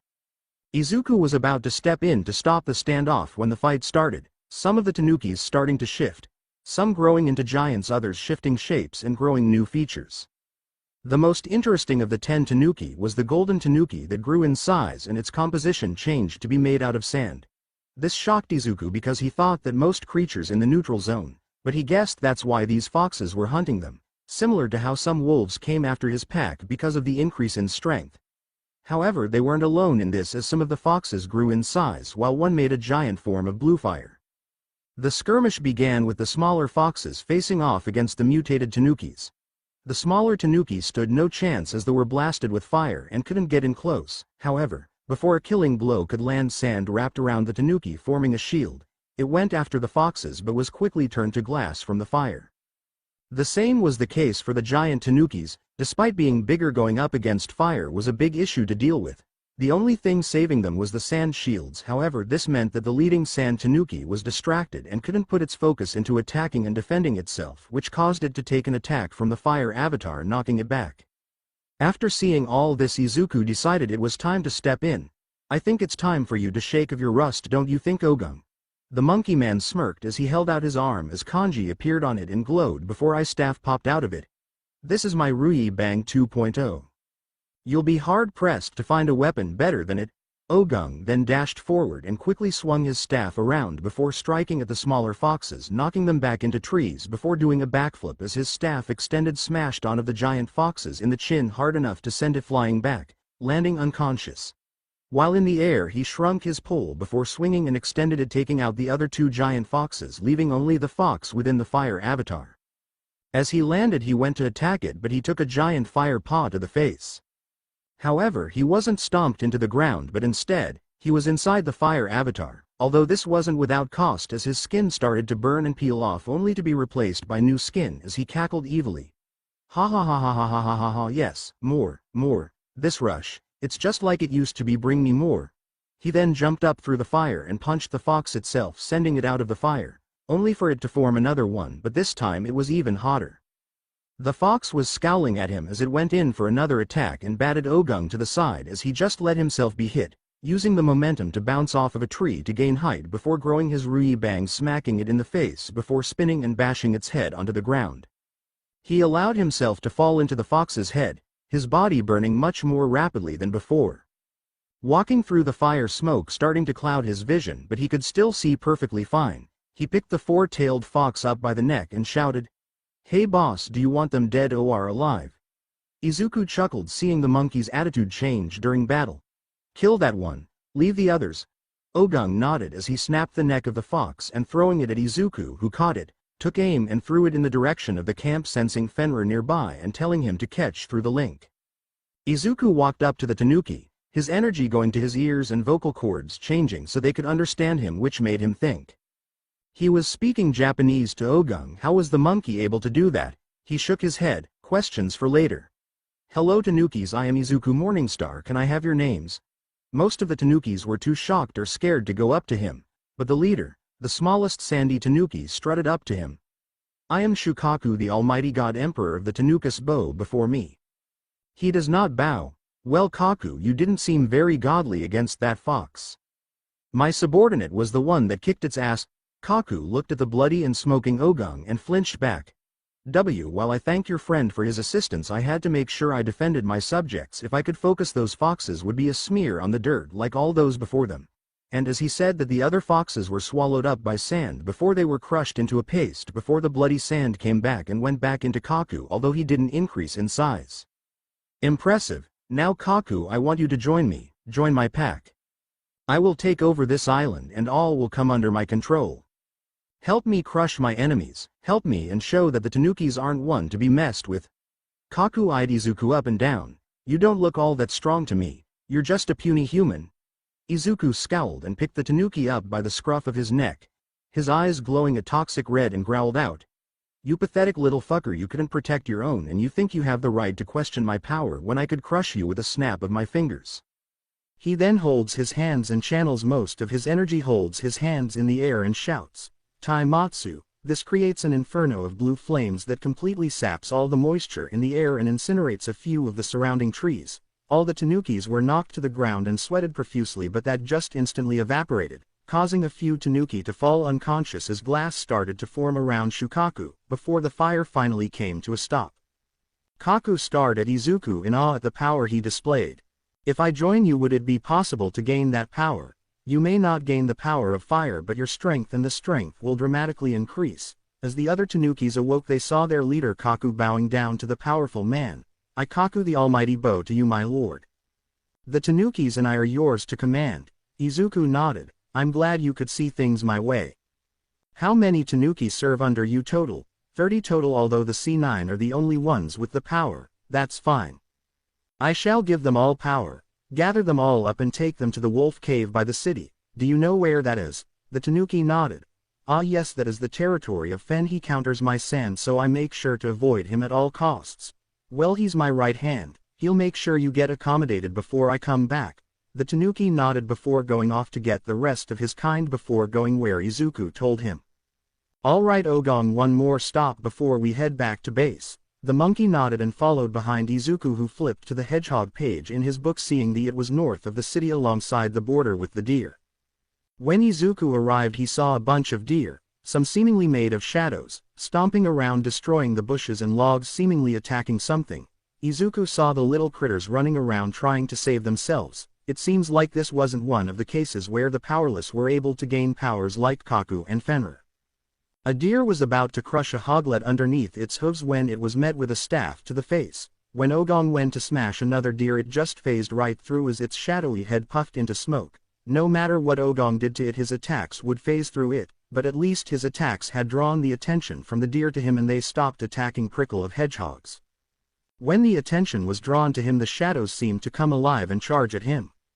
And they successfully speared the man. However, he just ran along the spikes, widening the holes in his chest until he got close enough to smash open one of the heads, except his movements were stopped as he suddenly couldn't move. A shadow extended from the biggest black-furred deer with 2 scars on the left side of his face and connected his shadow to Ogong's own, freezing him in place. Shadowy hands started coming from his own shadow as well as the shadows that impaled him before. They started constricting around him, putting pressure on his body before arriving at his neck and started to strangle him. The deer were surprised when the man just gave them a savage grin. However, his smile ended when his head and the rest of his body burst, leaving him just as a bloody pile of meat and bones on the ground. Izuku, enraged at the supposed death of his new subordinate, charged in, fists ablaze as he slammed it into one of the shadow deer, completely destroying it. He then jumped at the leader, unleashing a fiery bicycle kick onto the leader, setting him on fire, sending him back face aflame, before using his flaming claws to shred the rest of the deer, leaving 5 dismembered deer on the ground. With the leader running away, his face was no longer on fire, but it was wreathed in shadows, only showing the black eyes of the deer before it melded into the shadows. Izuku looked down sadly at the meat puddle. I would have liked to known you more, Ogong. I'm sure we could have been good friends, but don't worry, I'll avenge you. He was surprised, however, when the meat puddle started shaking and moving, slowly rising into the air, until a human body started to grow until the form of Ogong could be made out. After his body was regrown, a red energy that Izuku recognized came over him in new clothes, where Izuku ran forward and hugged Ogong. I'm glad you're okay. I thought you died. The monkey just gave him a cheeky grin. You forgot I was immortal, didn't you?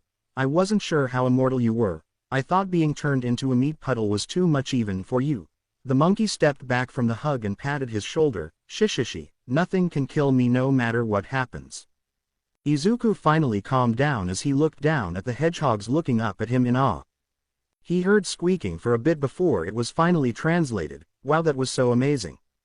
You two are so strong. You dealt with those deer like it was nothing. Izuku smiled warmly at the little creatures. Which one of you is the leader? The hedgehog with the biggest spikes stepped forth and stepped onto Izuku's outstretched hand. I am Nikki.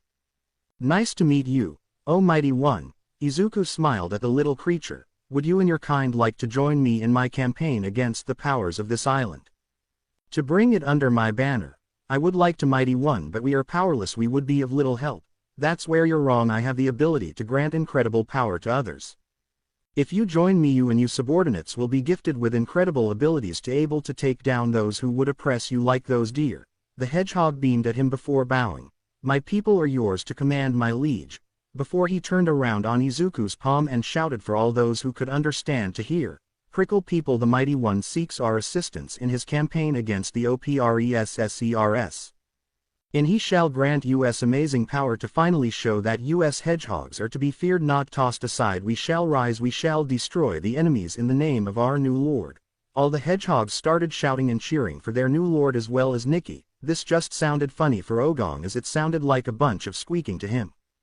With that, Izuku and Ogong led the large prickle of hedgehogs and smiled as he saw the sight at the camp. All the Tanukas were there alongside 2 foxes and 3 deer.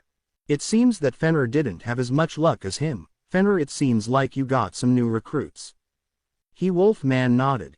Yes, my liege, the translation ability that you taught me allowed me to recruit at least a few to our side. Though it seems you recruited many more than me. Yes, I did have great luck, and I want you to meet Ogong, the Monkey King. The wolf's eyes widened. A monkey? That's amazing. Monkeys are extremely powerful, only few are left alive and they're all very powerful. Ogong nodded, knowing the strength of his kin back 100 years ago was strong enough to be considered a major power, even if they were all far weaker than him. Even if the descendants were enslaved, their strength still could have grown. However, I believe it's time increase our fighting strength. Could you introduce me to those that you've brought? Yes, my liege, the foxes stepped forward. The first were the foxes. I am Q and this is my little brother Kilo. The rest of our skulk were too scared to fight against anything even after the power shown by Sir Fenrir. Only me and my brother had the strength to fight. Isn't that right, Kilo? The smaller fox meekly nodded before letting out a small yeah. Next was the deer. The buck and doe stepped forward while the calf stayed behind. I am Santo and this is my mate Amy. The small one back there is my son Junior. We are tired of being hunted, being the prey. So even if that means teaming up with wolves and going against our own, we'll join you. Izuku nodded before speaking. Ogong, Kaku, Nikki, Hugh, Santo, come here. The five then stepped forward. He spread scales over this pointer and middle finger and extended his nails. Before pushing them into each of their necks and injecting a large amount of his own blood while also trying out something new, he brought forth all his knowledge on the Japanese language, and with unrestricted access to the library with his heightened intelligence he was able to master the language after pulling many all-nighters. This was only possible because of the extremely heightened intelligence GE had gained as a consequence of his demonic quirk. With the knowledge of Japanese he channeled energy from his brain to his blood as he pumped it into the creatures. Ogong showed no change, while Kyokaku increased in size, massively growing to the size of a wolf alongside gaining tattoos that ran along all of his body. Nikki turned blue. Hugh grew to a similar size as Kaku and grew 2 more tails with 6 little nubs sticking out near the other tails, an indicator of what was to come in the future. And finally Santo turned red and his horns turned black and grew in size. Now for your new names. Izuku, knowing the drain it could put on him and not wanting to be knocked unconscious, limited the output of his energy to slow the rate it went out. This way he could name all the animals and not be knocked out, although it would take more time for the naming process to complete. Ogong, your new name shall be Sun Wukong. Kaku, henceforth you shall be called Shukaku. Nikki, you are now Sonic. Hugh, your new name is Kurama, and Santo, you shall be called Last. They all glowed but nothing happened, but this was to be expected. After this time had passed, it had taken 5 days for the naming process to complete, and Wukong had not changed but everyone had gained a humanoid form. Kaku had turned into a 5-feet man with sandy blonde hair and a lithe frame. He wore a simple long-sleeve red shirt and gray trousers. He also had made a gourd to keep large amount of sand with him at all times. Sonic had grown to 3 foot 3 inches, but he had not tuned into a human, only gaining some features like hands, feet, and became bipedal. He also wore white gloves and red shoes. Kurama had grown into a tall 6-feet man with bright red hair going down to his mid-back. He was dressed in a dark red kimono and sandals. Finally Last grew to be 7 feet tall with red hair and small black horns pointing out of his hair, although instead of gaining feet he kept his hooves. After the 5 leaders of the species had transformed, he had them give blood to the rest of their kin, where Izuku proceeded to name them. The other fox was called Miles per hour. 8 hedgehogs were called Alamaru, Midorimaru, Akamaru, Murosakimaru, Hiromaru, Turquoishimaru, and Shiromaru. Last's wife was called Amaya. The others were all given names. This process took 2 weeks for everyone to transform, and in that time everyone had begun training, and surprisingly Izuku's plan worked and everyone could speak Japanese, and he used his link with Fenrir to send the knowledge of Japanese to him and the other wolves. Izuku was also studying all he could in this time to use whatever knowledge he could gain to use in the conquest of the Bonin Island, as well as increasing the strength of his own abilities, and since each creature had an instinctive understanding of their abilities he could learn to manipulate his energy like they could, since his was the original energy. It was through this that he learnt that no creature's energy was as adaptable as his. Sure, they could do a few tricks like his translation to animal speech, but Fenrir couldn't use his energy to produce fire. It stayed eternally cold. He did create an attack from trying to create fire, but it wasn't anything remotely close to fire. By the time September 1st had rolled around, he decided that they were ready to attack the deer. He didn't know how long this and the conquest would take. Days, weeks, months. It would probably take years to take over the whole island, but there was one thing that he did know for certain. He would win. After the month of training, all forces were now used to their human forms and their new powers. Future historians would record this day, September 1st, as the day of the Great Makai War, that would last for a grueling 11 years. The 10-year-old Morningstar stands at the border that stands between the neutral zone and the deer territory, dressed in his military uniform. From the outside it looked like a normal business suit, with a black jacket and trousers with a red shirt. However, it wasn't any ordinary clothing.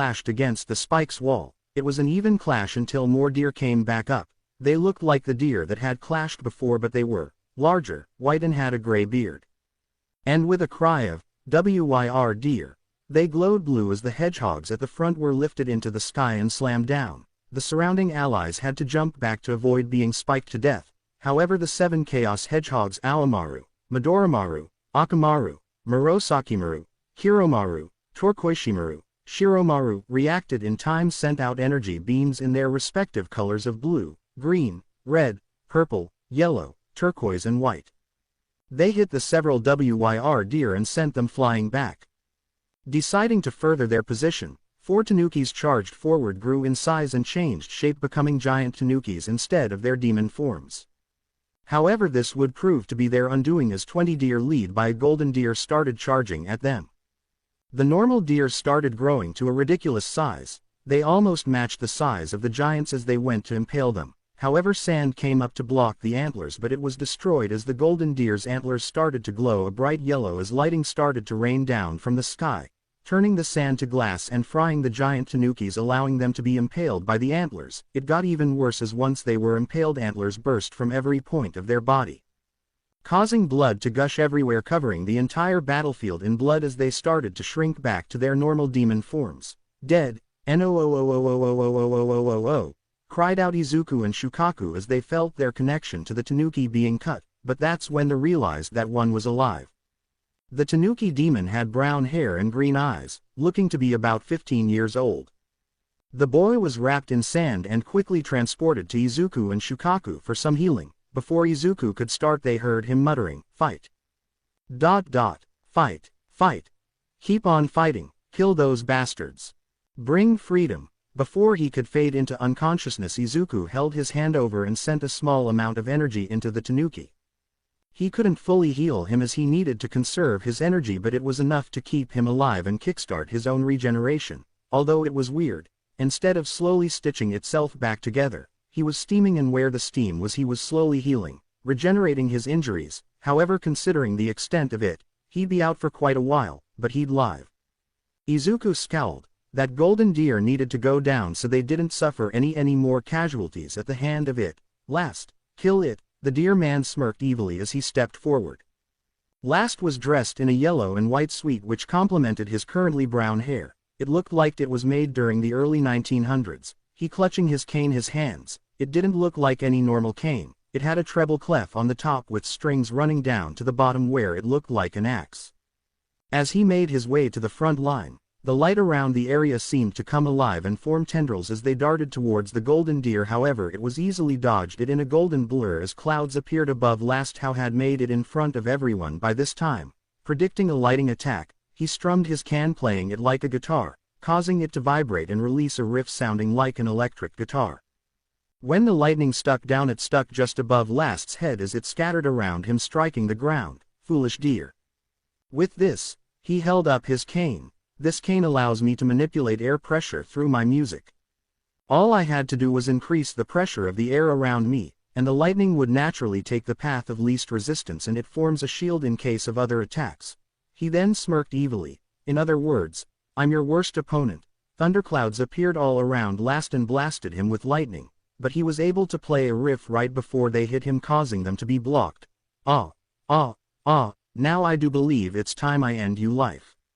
Last charged at the golden deer but was met by a wall of antlers. He tried for quite a while to break through, but was unable to as they kept growing back. Deciding enough was enough, he scowled as he aimed his head at the antlers, with his own starting to grow at a rapid pace as they wrapped around the antlers. Grunting with effort, he lifted all 20 deer in the air before having his antlers grow even further before stabbing into the eyes of all the deer. They then expanded, causing spikes to come out of all the deer similar to what they had done to the tanukis earlier.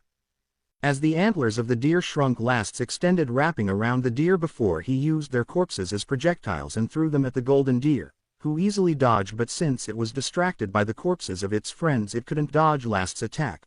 Last smashed its face in with its cane as it released a riff. The deer tried run away, but was met with a solid wall of air. You're trapped now. You stand no chance. Any last words? The deer then loudly exclaimed. Glory to the Nara clan. The sky darkened as the thunderclouds grew in the sky, until they became so dense that one could think it was night despite it being midday. Lightning arced across the clouds before pooling in the sky before forming a dragon. Last's eyes widened seeing this, not liking where it was going, so before the attack could begin, he shrunk the barrier and grabbed the golden deer and held it above his head.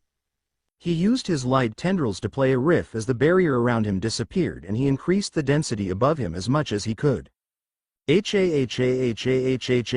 You're a fool. You think you can survive this? Now kill him. Kirin.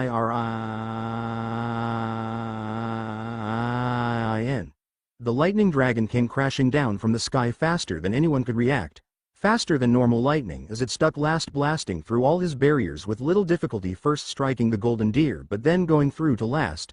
The lightning kept coming down for 5 minutes straight, and Last screamed in agony the entire time, before it came to an end. Last collapsed to the ground with the golden deer. Both were charred beyond recognition, but Izuku could see Last very slowly regenerating, while the static electricity that remained around the area from the attack started going towards the golden deer as it too started to slowly recover. Icy chains came from Izuku's palm and wrapped around the two, bringing them to him. That deer was too powerful to leave and let it live as an enemy, but he was busy now, so he decided to leave it in chains and deal with later, while he sent enough energy to Last to speed up his recovery. Hopefully he'd recover soon. He was in a much better condition than Eren after all.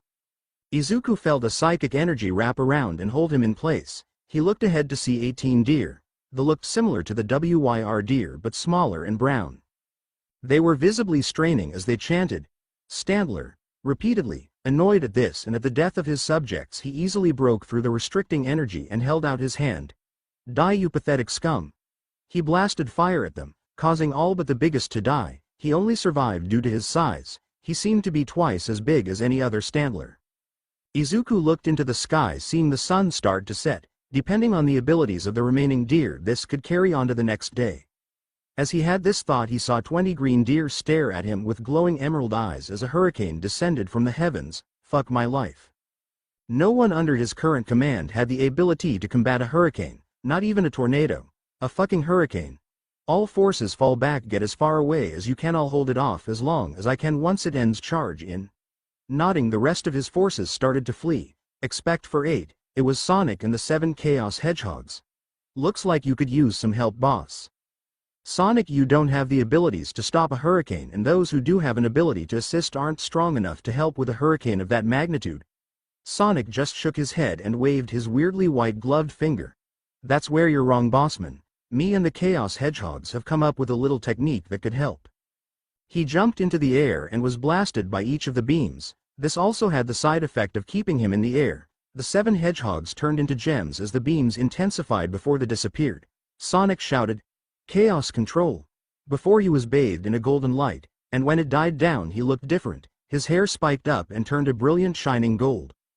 Wukong in the distance widened his eyes. He didn't think he would see that sight ever again, and on a hedgehog of all things.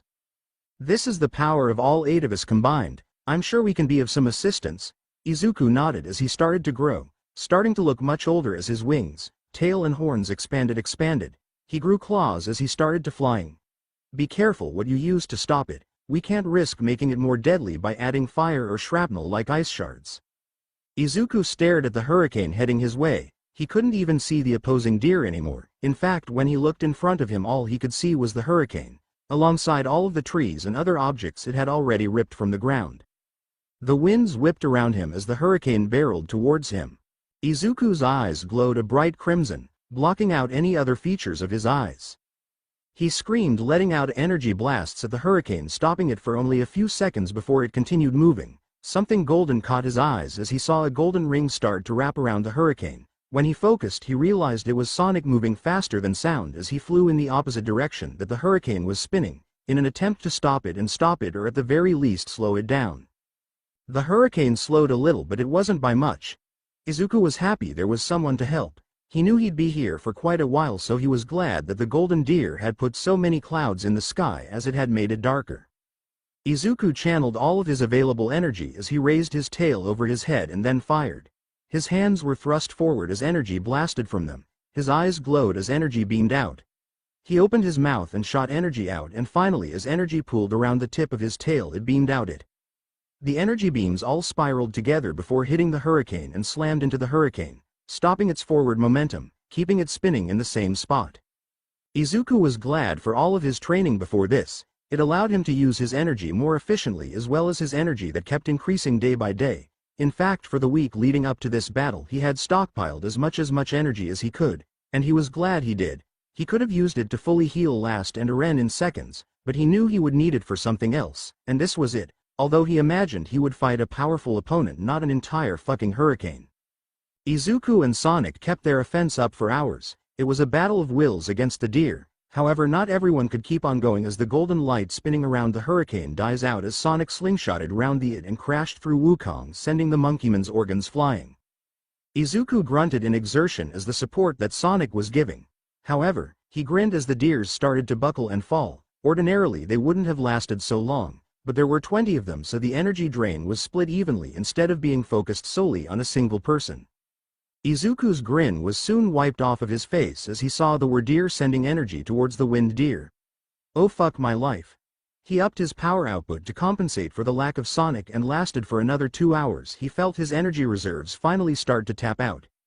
Even with the moon starting to rise in the sky, his energy consumption was just slightly greater than his energy regeneration, and he was now running on fumes. Fucking bastards, Izuku growled out. He wasn't sure what he was going to do. He couldn't let this mass of wind run wild. He'd already lost some of his already small forces. He couldn't risk losing any more. But soon enough, his tanks hit rock bottom and his features began to shrink until he was back to his original form. The deer seized this opportunity as tendrils of wind extended out of the hurricane and smacked Izuku, sending him back into the forest. Before he could crash into a tree, he was caught by a cascade of sand, using his moment to safely take him to the ground where Fenrir caught him. Izuku thanked the Wolfman as he stood up, but took a step forward as his exhaustion caught up with him. While direct energy manipulation wasn't as consuming as converting into something like fire or ice, using it for that long definitely draining. We need to do something. Any ideas? Izuku was panting between each breath, but it was getting better as he felt his energy refilling. It's another thing he trained in, his energy regeneration. While it took effort to store more energy than he normally could, it took time and was hard to contain it all without losing it, which is why his refilling energy didn't keep going. He did in fact have a capacity, and refilling his capacity in comparison to exceeding it was quick and easy, especially on a full moon like tonight, although he wouldn't be as strong as when he had all that excess energy. Last then stepped up with a manic grin, having been able to recover in the time that Izuku had bought for them. I do believe with your assistance, my lord, we could deal with that accursed hurricane once and for all. A bloody Sonic then appeared. And I believe the hedgehogs could be of assistance as well. Izuku looked at him oddly. Are you aware that you're wearing Wukong's intestines as a scarf? Sonic looked down, in fact not realizing he had someone's intestines wrapped round his neck. Oh yeah, it looks pretty neat, doesn't it? You think I could pull off wearing a scarf, boss? Izuku didn't have time for this, so he just ignored it. What do you mean you can help? You just ran out of energy and crashed into the ground at high speeds. That's where you're wrong, bossman. The ability that I gained thanks to you allows me to ignore all damage gained from high-speed collisions. Sure, it specifically crashes and punches and the like still hurt me, but it's pretty neat. Also, chaos control is different. What happens is that the chaos hedgehogs give me all their energy and then go into a comatose state until they regain their energy, which takes a couple hours. And since I was only using the energy for speed, it lasted hours, which gave them time to recover. I could have kept on going, if not for the fact that I can only use that form once a day. Anyway, onto the way we can help. Well, we could have the Chaos Hedgehogs help Last go super, and if you can grant him some of your energy, we could pull off an insane attack. Izuku nodded. That sounds good. I only have about a quarter of my energy back at the moment. So I just hope it's enough. Everyone got into position as Last his cane tightly. The Chaos Hedgehogs circled around him and entered his body as emeralds as he started to glow. Ha ha ha ha ha ha ha ha ha ha ha ha ha, I can feel it. The power, this power, I feel like I could do anything. Last was feeling pure elation at this significant power boost. Having never felt this good before, however, this feeling was dampened when he felt Izuku's hand on his back and he was connected to the boy's reserves, causing the deer's eyes to widen. He felt like he was swimming in an ocean. It made his current one seem meaningless in comparison, made him feel insignificant in the face of overwhelming might. And this was only a quarter. What the hell was his master to have such overwhelming power in such a small body? This feelings only lasted for a couple seconds as he felt that ocean of power enter the lake that was his own as all the powers inside him fused and multiplied. He felt like he was going to burst, but this power. He wanted more. He had never felt this amazing, but he also didn't want to die. Hey,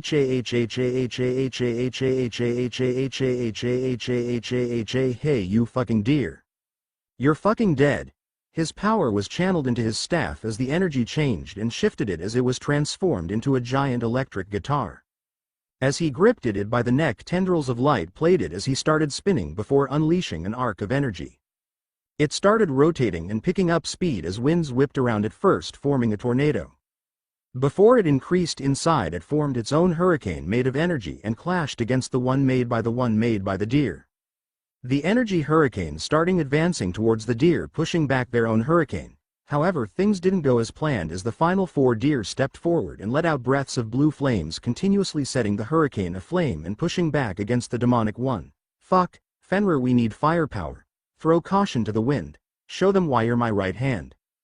Fenrir let a savage grin come across his face as his palms glowed blue and icy snowflakes appeared around him, shredding frost. As he held out his palms, innumerable shards of razor-sharp shards of ice started blasting out, going towards the hurricane and spinning around it, meeting the fire as steam erupted and get swept up. Soon enough it was a song of ice and fire as the 2 hurricanes battled it out. However, HTIS was only enough to even it out.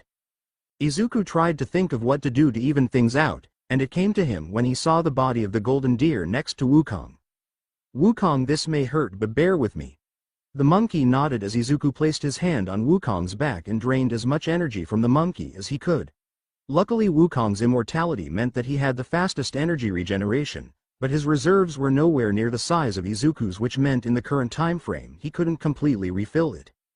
When he had enough energy for what he needed, around a fifth of his normal reserves, he then placed his hand on the golden deer as energy coursed through it, arcing across like electricity as he tried to gain an understanding of it, as well as the electricity coursing into it helping it regenerate. He couldn't get much, he didn't have enough time to fully understand how its abilities worked, but he had enough.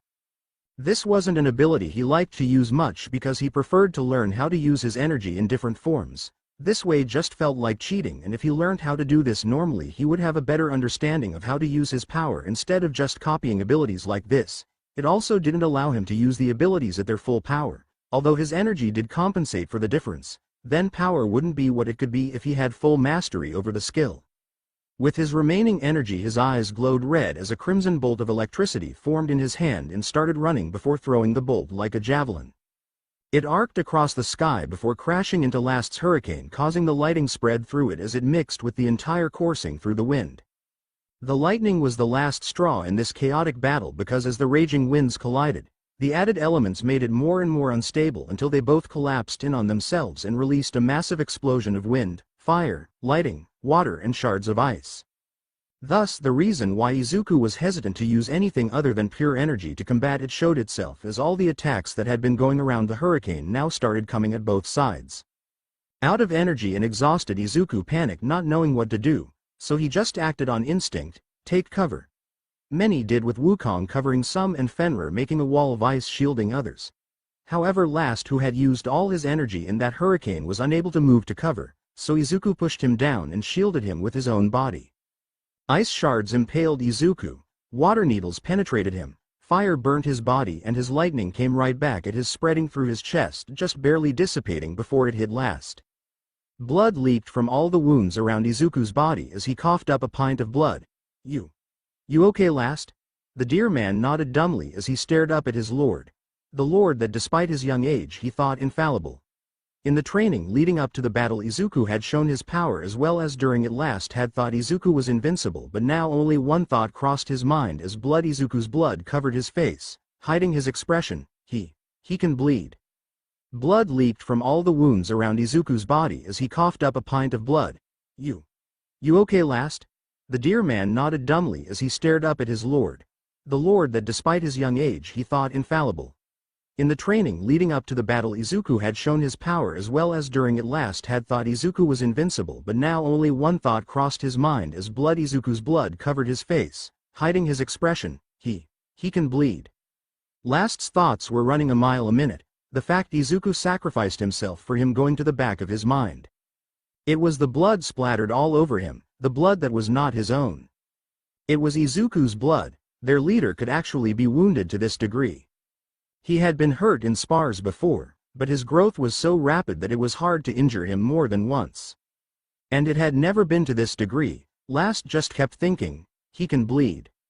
He can hurt, he can die, over and over again until he was finally snapped out of it when Izuku collapsed. But he was caught by Sun Wukong. When the monkey spoke it drew everybody's attention. We're withdrawing. Luckily no one died in that explosion, but we have injured and our leader is down. Those deer have suffered as well, so we'll withdraw and come back later. Some were hesitant to follow the orders of Wukong, but when Fenrir backed him they all agreed. These two were the hands of the king, when Izuku was indisposed. So all forces retreated back to their camps on either side of the border between deer and demon territory. And Last's son saw everyone returning. He wriggled out of his mother's embrace and went to congratulate their victory. He saw all the injuries and the dark look on his father's face. However, what he saw next horrified him. Izuku, someone who he had come to look up to in the months leading up to the battle, he was in a critical state. He tried running to him, but Fenrir stopped him. Let me go, Fenny, I need to see him. The wolfman shook his head. The lord isn't in a state to see anyone right now. He's in critical condition, so we need to get him into his tent and let him rest. The boy solemnly nodded, but seeing Izuku's condition he let them pass. Izuku's tent was very different in comparison to the others. First off, it was bigger than the rest, by the request of his subjects. The inside was different as well. It was pitch black, as if no light could enter this place, which it was why it was up to Wukong to set Izuku down and look after him, as he was the one who could see the best in complete darkness. They all had night vision, but they still needed a small amount of light. However, Wukong, like Izuku, did not and could see without any light. Surrounded by complete darkness, Izuku's wounds started to heal. With him being incapacitated as he was now, he couldn't speed up his energy regeneration as he had done earlier, so he was slowly regenerating energy and using it to heal his wounds. A little red eye tried to peek in to see, but before it could see anything it was forcefully dragged away. Time passed and the sun was setting in the sky. Izuku stepped outside of his tent, having fully recovered. He didn't have 100% of his energy, but he had enough. All his demons were in top form, except for Ren. He looked like he was doing much better, however, he was still unconscious. He then looked over and saw the restrained deer. They so far had the golden deer and the giant stantler and a couple of antler manipulation deer. All that remained to go against would be the 7 white deer, 20 wind manipulation and the 4 fire deer. With a plan in mind, Izuku gathered up all his troops, once again leaving behind last son and wife. Out of the corner of his eyes he saw the child with red cheeks and tears coming from the 3-year-old's eyes. He walked over and ruffled the boy's hair, being careful as to avoid his antlers. "It'll be alright, little guy. We'll be back before the moon is in the sky. I won't take them lightly like last time." Izuku turned around, not seeing the fearful look the boy had on his face as he looked ahead. Izuku led all the demons and marched to take out their current opponents, and they weren't disappointed, while all 4 flaming deer looked to be in perfect condition. However, now that he got a close look at them, one of them was clearly a child, which just angered him further. They may be animals, but how dare they send a child to face him, the white deer and wind deer, and seen better days. They seemed to have less numbers, 3 and 10 respectively. Looks like the final attacks ended up causing some casualties on that side. What confused Izuku was that they had bandages wrapped around them. Well, not bandages, more like leaves functioning as bandages, but it was interesting that they had some form of medicine. This warranted looking into. "I think it's time to show these Servadae bastards what we're made of, don't you?" He was met with cheers and everyone got ready to charge, but Izuku held his hand out. "It shall just be me and the clan heads in this assault. Fenrir, Wukong, Last, Sonic, Kurama and Shukaku stepped forward." Izuku let out an evil cackle as he held his hand to his eye, before raising it and lifting up his hair, showing his blood-red eyes. "Let's fuck shit up." He then bolted, leading the charge, only to be met with blasts of fire. However, he just kept running as jumping overhead was a wolf made of ice, which let out a frosty ray. It collided with the flames, causing steam to erupt in the immediate area and the ground to freeze. Izuku then spun on the ice, building up momentum as red lightning crackled around him as he then threw it. Karyunos. It sparked and sped forward, and by the time the steam cleared, a fire deer with its head splattered could be seen. Pieces of its brain and head covered its comrades as they looked at it with horrified expressions before they contorted into anger. The wind picked up, but it was noticeably weaker than yesterday. They clearly didn't have it in them to make another hurricane. Izuku smirked. This was much more fun than commanding from the back, but the troops needed experience, so he couldn't just dominate the battlefield every time. To his left, a giant staff extended, ignoring the raging winds, and slammed into a WYR deer, splattering it across a tree, leaving a mess of blood, organs and fur. Izuku then held his hand out and caught a spinning blue ball of death and threw it with all his might, causing Sonic to shred through it right through a wind deer, resulting in a shower of gore. Sonic then bounced off a tree and caused another deer to suffer a similar fate. The elemental deers teamed up to release an inferno of fire backed by wind. Izuku backflipped high in the air to dodge it as sand came rushing through, colliding with the flames, and turning to glass mere inches away from the enemies' faces. Izuku was finally up close and punched right the skull of a white deer, and grabbing the other behind it and threw it into a tree behind his soldiers. Somehow it barely survived, but it now lay unconscious. Now up close and personal, Izuku held up both his and released a bright burst of light from them, blinding the deer so that they could not see the attacks coming their way. Last had appeared behind the wind deer and decapitated half of them with his axe cane and orange energy tendrils wrapped around the fire deer's necks, although in the case of the calf it instead wrapped around the body. They tried to turn into flame to get out of the attacks, but the fire was drained into the energy, and so they were left tangible, and soon enough so much energy was drained that they were barely alive, looking like husks of their former selves. Izuku stood in front of the remaining 7 deer. "I'll give you one more chance, Bo, and I may let you live." Wanting to live and seeing the power coming from this individual and his follows, and although he may be a small boy, they got down onto their haunches and bowed down to him. Good. Sand burst from the ground, forming cocoons around them as they were dragged back to Izuku's camp. "I must thank you. You showed me a weakness I wasn't aware I had. I may be strong, but a combined attack from many can still bring me to my knees. I shall work to correct this." Izuku had Shukaku grab any living deer and made his way back to camp.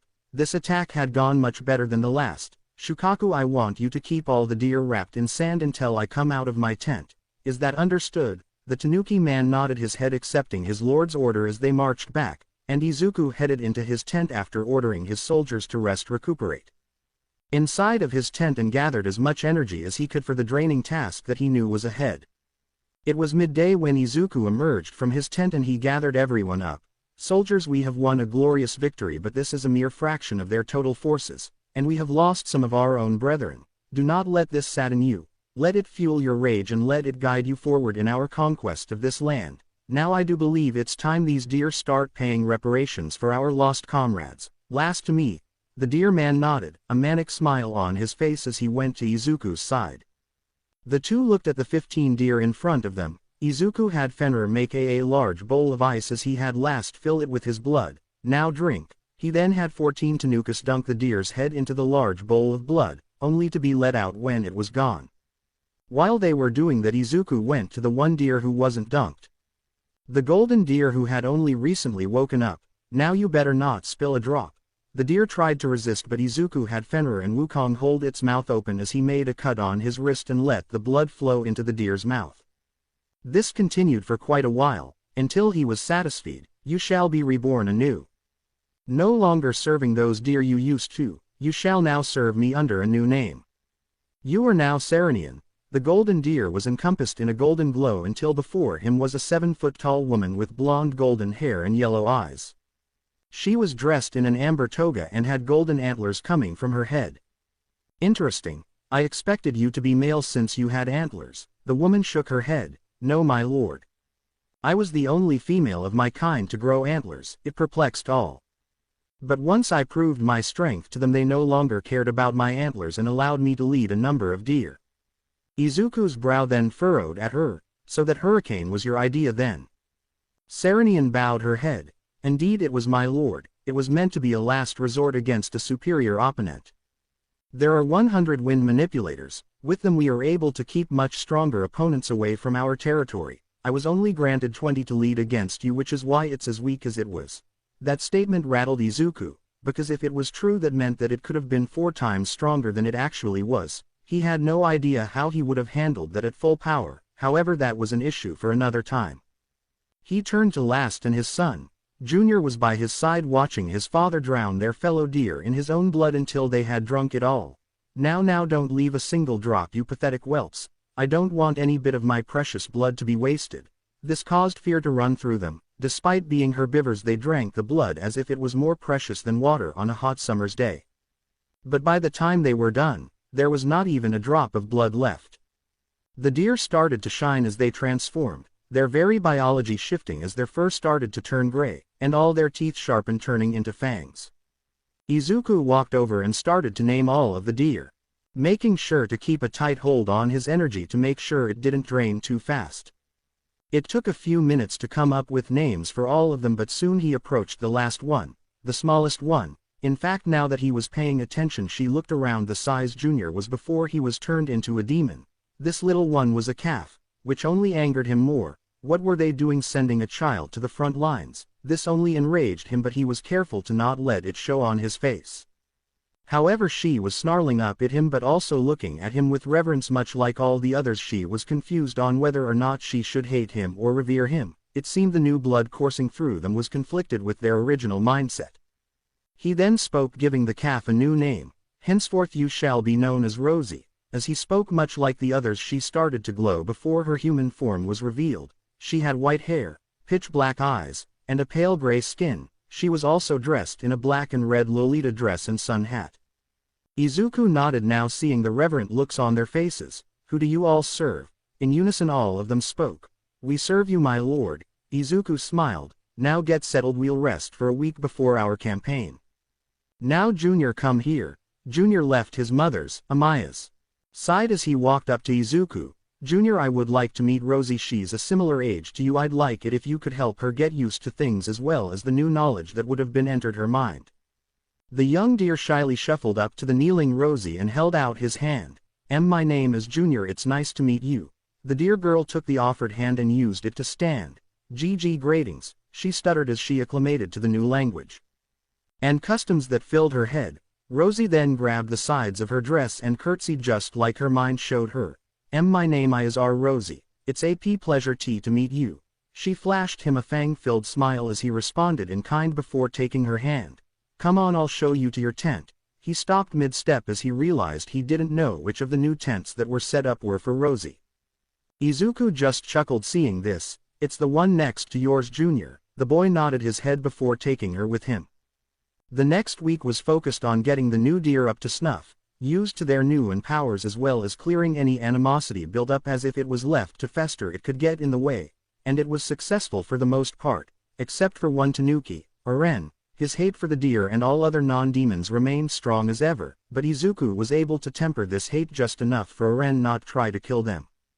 And so Izuku continued his advance on the deer, going further into their territory and facing a number of opponents. In his conquest, the next battle he had was his forces of 70 demons, 8 wolves, 27 Tanuki, 12 deer, 20 hedgehogs, 2 foxes, vs 90 deer. Izuku wasn't one to take children to the battlefield, so he Jr. and Rosie were left behind with Amaya. The battle stretched out for 3 days and they were able to capture 20 deer, but there was a cost. 2 Tanuki and 1 hedgehog lost their lives. This trend continued for 2 months, a battle, mourn the dead, indoctrinating the captured and putting them under last's command. The war with the deer was coming close to an end. There had been a total of 5 battles so far.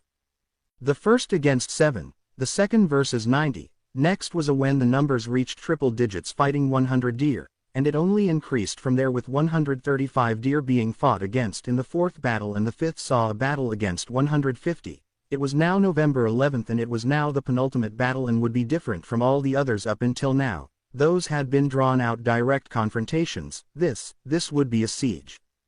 Izuku and his forces were currently standing outside the first of the bases set up by the deer. They were no longer taking over camps but actual bases. It was a wonder to Izuku that they were able to make a base large enough to house 200 like this without hands, but he guessed that was the power of quirks.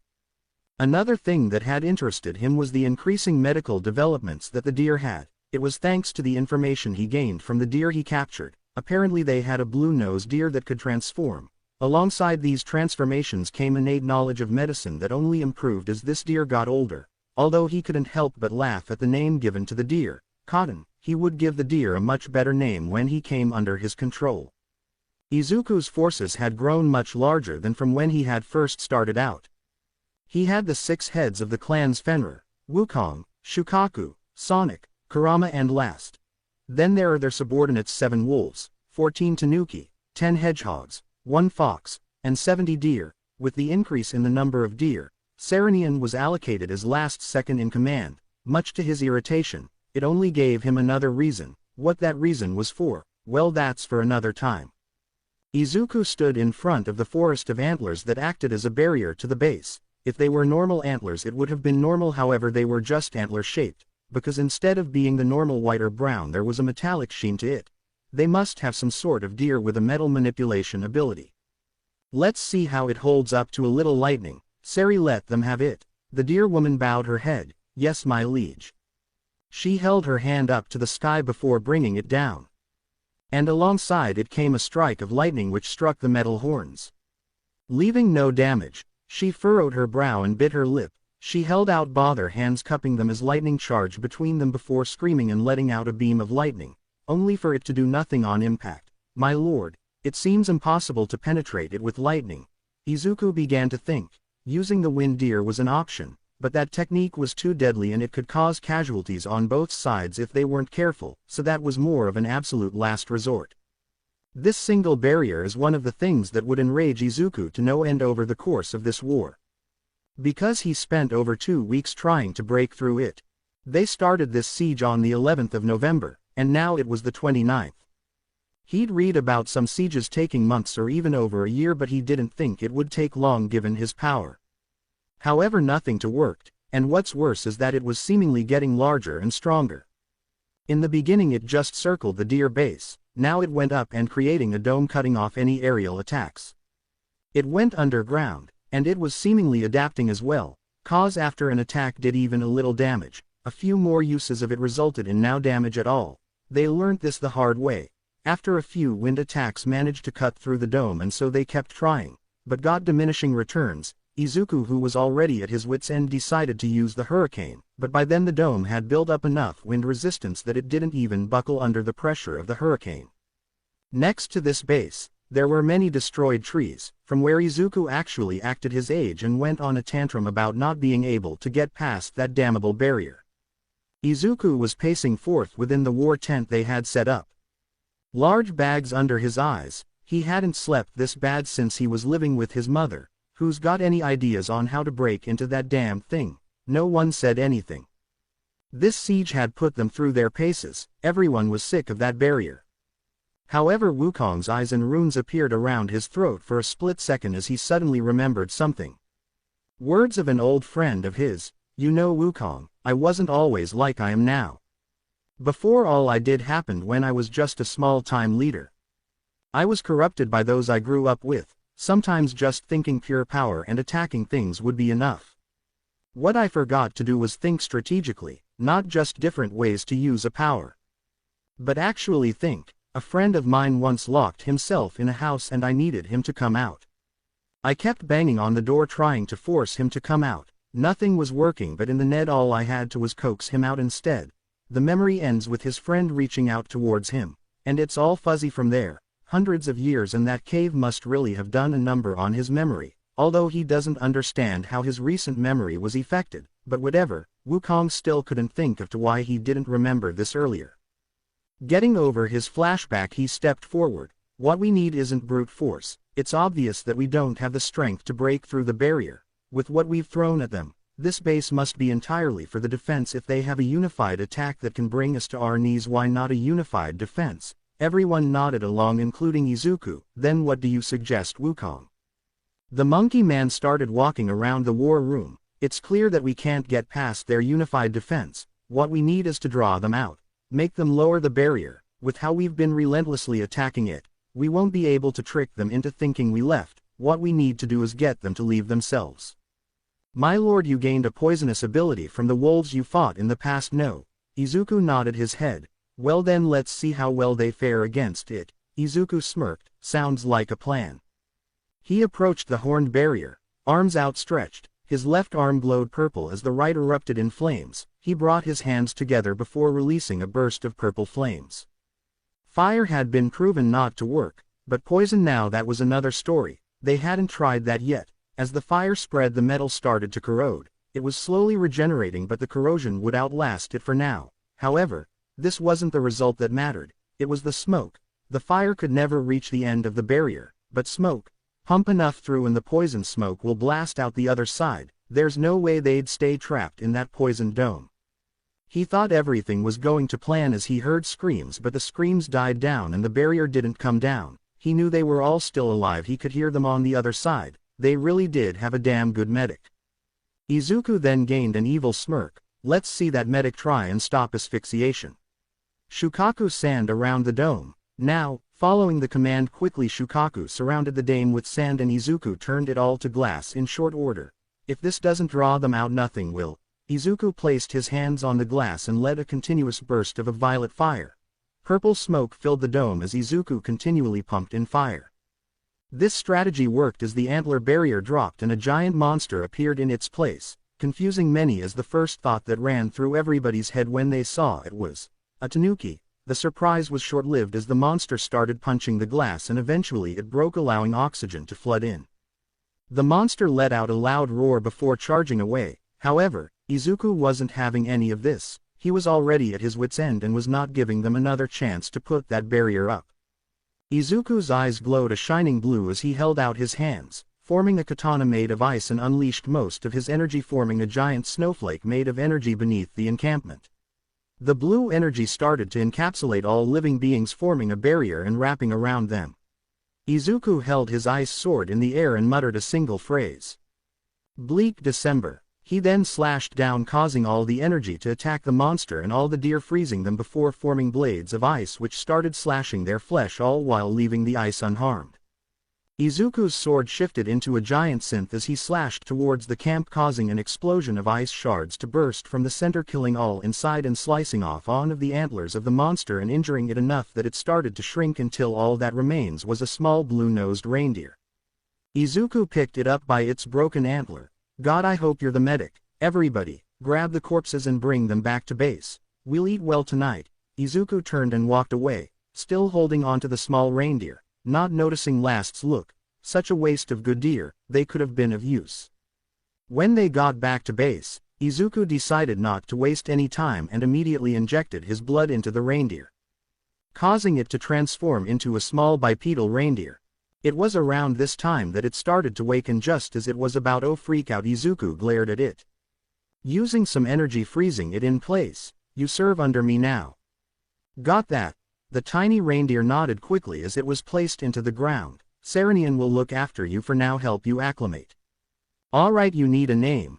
Izuku then looked at the horn he removed. "You name is now Chopper." The little reindeer continued his rapid nodding until a random woman picked him up and he started freaking out.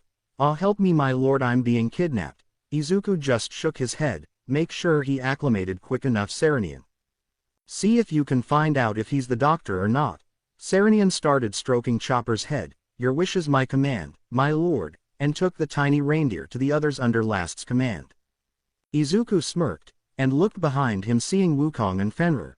"Just one more battle and we'll have conquered the deer. Are you two ready?" Fenrir knelt down and said, "Yes my lord," while Wukong just gave him a cheeky grin and a thumbs up. "You bet boss." Izuku just shook his head. Good. Izuku was prepping for the next battle. It would be the final battle with the deer. With them conquered, he'd have a larger territory to manage, and hopefully more animals in his territory would ally themselves with him, increasing his forces too. However, to keep his campaign going, his soldiers alive, which is why he was in the war tent with Chopper, Fenrir and Wukong. The little reindeer boy was trembling in his seat. The aura the three were giving off was terrifying. Chopper was wrapped up in leaf bandages he made for himself to help with his injuries. Crossed on leg over and put his head onto his fist. He then eyed Chopper up and down, seeing the leafy bandages. Chopper however misinterpreted this look and started bowing. "Please don't eat me lord, I beg of you, please don't eat me." Izuku let out a sigh. This was clearly going to be a common occurrence with this deer. "Get up." Chopper looked at Izuku confused. "I said get up. Don't make me repeat myself." Chopper in a panic quickly got back into his seat. Izuku couldn't believe that this was the giant monster that had the guts to fight him. "I'm not going to eat you. What I want is your skills. Tell me, how are your medical skills?" Chopper just looked down. "They're not the best. They're nothing compared to the doctrine. I was just her apprentice." The little guy then started to cry. And now she's dead." Izuku face palmed. It was just his luck to kill the best doctor the deers had, but he'd have to deal with it for now. Having Chopper would be better than nothing. Wanting to see his skills in person, Izuku took Chopper to the medical tent. While most small injuries healed quickly, more severe ones took time for others, and they didn't have any medicinal technology on them.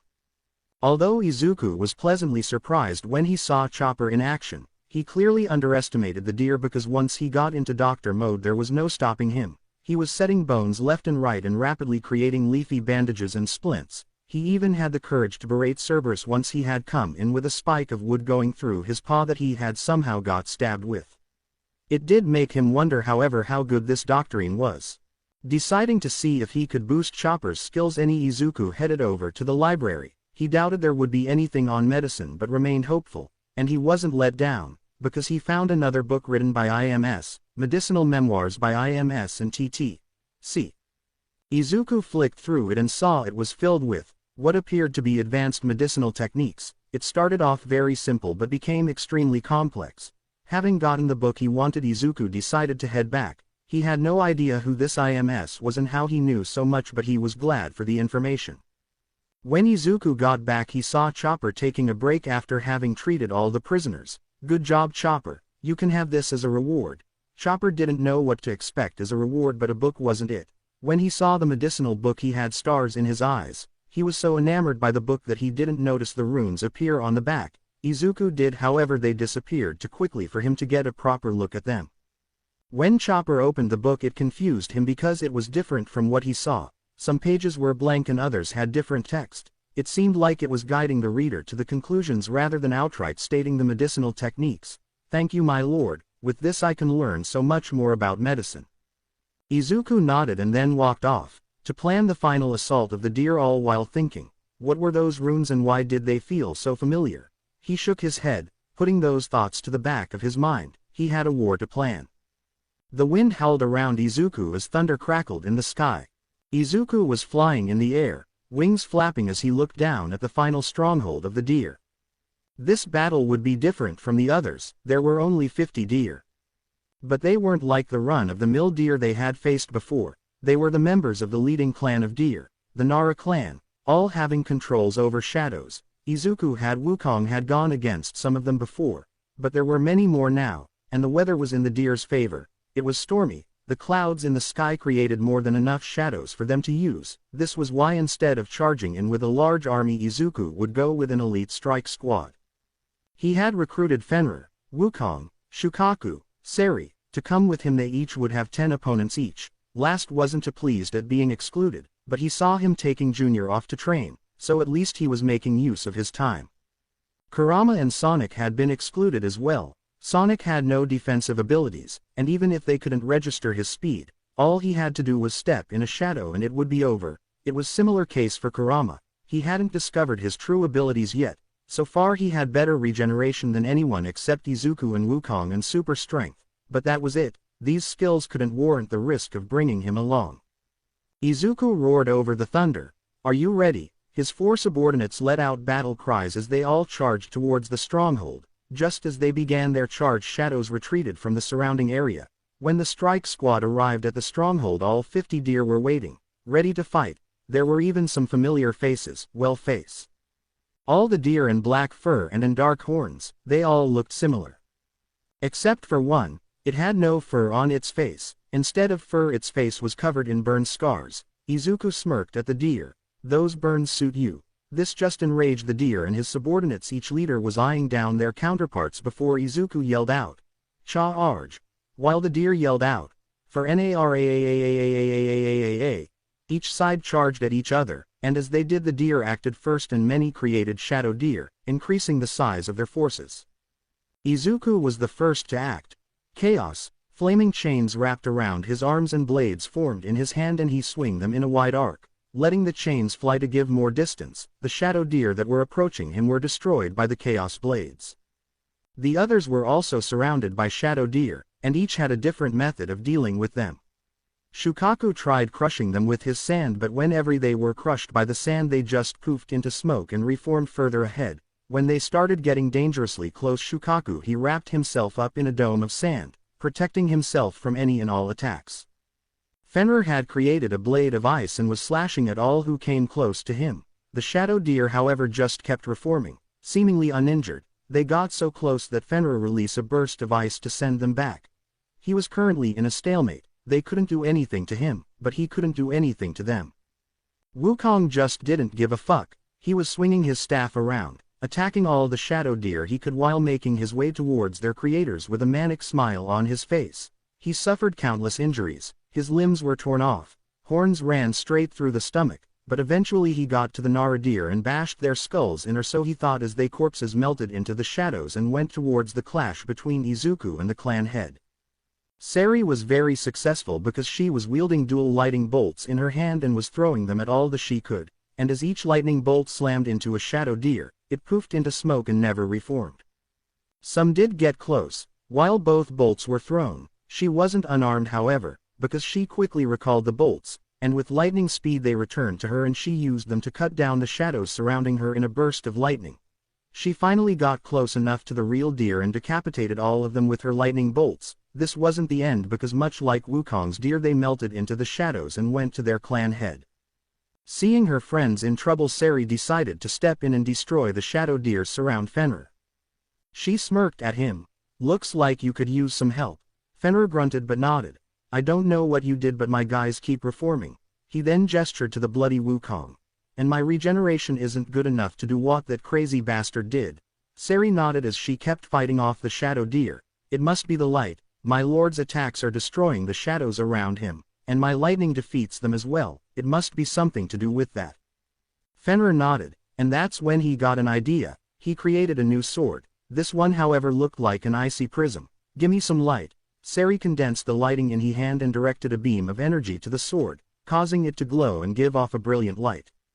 The wolfman smirked and ran towards the shadow deer and sliced, decapitating them, and to his relief they didn't reform.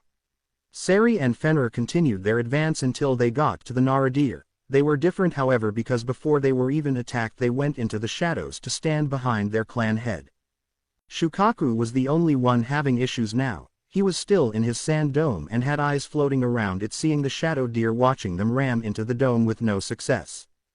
The other 3 members of the strike force decided to help out and went directly for the Nara deer. Wukong bashed their brains in, Fenrir decapitated them and Seri stopped their hearts with lighting and much like the others their corpses melted into the shadows and went in Izuku's direction. With their creators dead the shadow deer poofed into smoke. With Izuku, he was winging his chaos blades slicing all who got near him, and even those at a distance as he let go of the blades and let the flaming swords fly forward they missed the leader, but it was all according to plan as they stabbed into wall of the stronghold, the heavy rain being the only reason it didn't burst into flames.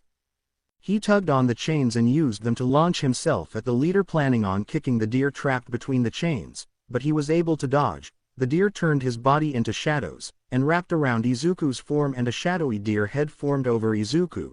Do you think you can defeat me, the mighty Shikaku, Lord of the Shadows? Izuku just smirked. You don't stand a chance. He then felt a tight pressure coming down on him as Shikaku tried to crush him but he just smirked and flexed. Nice try. Flames licked his form before bursting out in a roaring inferno but Shikaku once again dodged as at the first sight of flames he jumped off Izuku and used his shadow form to go through a crack in the ground for cover. And using this vantage point he used it to send a burst of shadow spikes through the ground. Izuku was able to dodge most of them but after he was hit by one more speared through his body, and used his energy to shift around the organs in his body so nothing vital was hit, but he still took damage. Blood spilled from his mouth as Shikaku reformed. Not so cocky now. Izuku smiled showing his bloody teeth. Oh, I wouldn't say that. Despite being impaled by so many spikes Izuku raised his hand and his eyes crackled with red lightning. He slammed his hand down and with it a bolt of lightning. It came down too fast for Shikaku to react but the deer was lucky because shadows wrapped around him forming a cocoon. All shadows in the surrounding area including the spikes stated to writhe and move as they wrapped around the cocoon increasing its size. Izuku could only look on in confusion as his subjects came to support him. I see you are all finished, good job. Seri looked at Izuku with concern. Are you okay my lord? Izuku just nodded. I'll be fine, for now we need to break into that cocoon. Wukong brazenly walked up to the cocoon and knocked on it with his fist. Shouldn't be too hard to break through this thing. And it was as Wukong knocked on it 4 shadows burst from it going straight through Wukong's chest causing him to fall to the floor in a pile of limbs. His head rolled towards Izuku as the shadows formed to feline-like creatures. Well, I didn't see that coming. Izuku rolled his eyes and threw Wukong's head to his limbs where he regenerated. He then held his hand out to the felines and let out a burst of fire. However they remained seemingly unaffected. Well, that's different. Seri sent a burst of lightning at the and it similarly had no effect. Fenrir charged in and slashed with his sword but it just bounced off a one and it fired dart-like projectiles at him. Luckily for him sand wrapped around him defending him from the attacks. As he was dragged back by the sand one of the shadows jumped into the air and spun like a shuriken and sent itself at them but the regenerated Wukong was ready for action and blocked it with his staff. However he wasn't ready for a follow-up attack as a shadow burst from the ground and swallowing him like a Venus flytrap chewing on him and slamming him from side to side. Izuku and Seri intervened and sent bolts of lightning at the shadow and it spat out Wukong. What happened next confounded them as it didn't reform but instead a glowing orb formed. The Wukong with no regard for his own safety started attacking the orb with all his might, missing the extended spear that went straight through his chest. The fourth and final shadow had extended itself and speared through Wukong. His efforts however weren't for nothing because when the orb reformed it was different. The shadow this time was glowing red and once again swallowed Wukong but this time at the end of the slamming it exploded and was no more. That's when Izuku realized its weakness, hit it with ranged attacks until it shows its core. He then backflipped and avoided another spear. As he stood on it the shadow looked confounded giving Izuku the chance to send repeated lightning bolts at it which blasted it back and even causing it to turn red causing Izuku more confusion but he let it be and kept dodging its attacks and before long it exploded. The other two were dealt with quickly as well. Wukong just used his sand to crush it until it revealed its core causing its destruction and consequent explosion. Seri electrocuted the final one and Fenrir delivered the finishing blow with his icy blade, encasing it in ice to avoid the explosion. After all the shadows were dealt with they all approached to destroy it. But it was too late as cracks ran along it and smoke burst and followed by roar as a gigantic creature followed, lighting up the whole area. For darkness is the absence of light, then the reverse could apply. Light is the absence of darkness. As this creature of darkness rose from the cocoon, it absorbed not just the shadows but any and all darkness also went to him, leaving nothing but light in its wake, blinding the demons. Gah! They all cried out, and Izuku felt his powers weakening as he reverted back into his normal form. His horns became little stubs, his claws but small diamonds on the backs of his hands, and his wings shrunk. The others felt themselves weaken as well. Luckily Fenrir was able to use his eyes to make glasses that refracted enough light to let them see. But the weakness remained. They all looked up, and the giant mass of shadows that took the form of a deer, and Wukong spoke. What the hell do we even do against that thing? It was then he noticed that Izuku was on the floor, high eyes unfocused, and he was breathing heavily. Road. Low. Ku. Izuku wasn't focusing on anything right now. In fact, he missed the giant antlers heading his way. Wukong had to grab him and dodge. He was weak. He felt so weak. He hasn't been this weak ever since he was with that woman. In that room, he was so weak. He wasn't supposed to be weak anymore, but nothing ever changes. He's still weak. That's when he was snapped out of his daze by Wukong, who started slapping and shouting at him. Izuku! Izuku, focus. We need you right now. We can't have you zoning out. Wukong could feel though the bond that something was wrong with Izuku, but now wasn't the time to be gentle. Thank you, Wukong. Izuku quickly found his bearings and looked at the beast. Well, looking was a stretch because he couldn't see anything with all this light around. He could only see the deer because there was no light there at all. He didn't have another moment to think as it started charging at them. All the demons evaded and tried sending out various attacks, but in their weakened state they couldn't do much to damage it. Fenrir could barely send out any ice, Sari could only produce light shocks, and Shukaku could only move small parts of sand. Wukong, however, felt a bringing on his left biceps. He looked down and saw the runes. When he touched them, much like his staff, a weapon popped out of it. A white sword like those carried by the samurai of old. It looks flashy, but the blade seems to be top quality.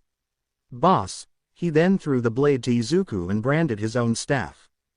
Izuku turned to Wukong and saw the sword coming at him, and as he caught it, memories rushed into his mind. He couldn't make much sense of them, but the sword forms came to mind and he rushed forward and swing. The blade was sharp enough that it managed to cut through, but it wasn't enough and it regenerated shortly after.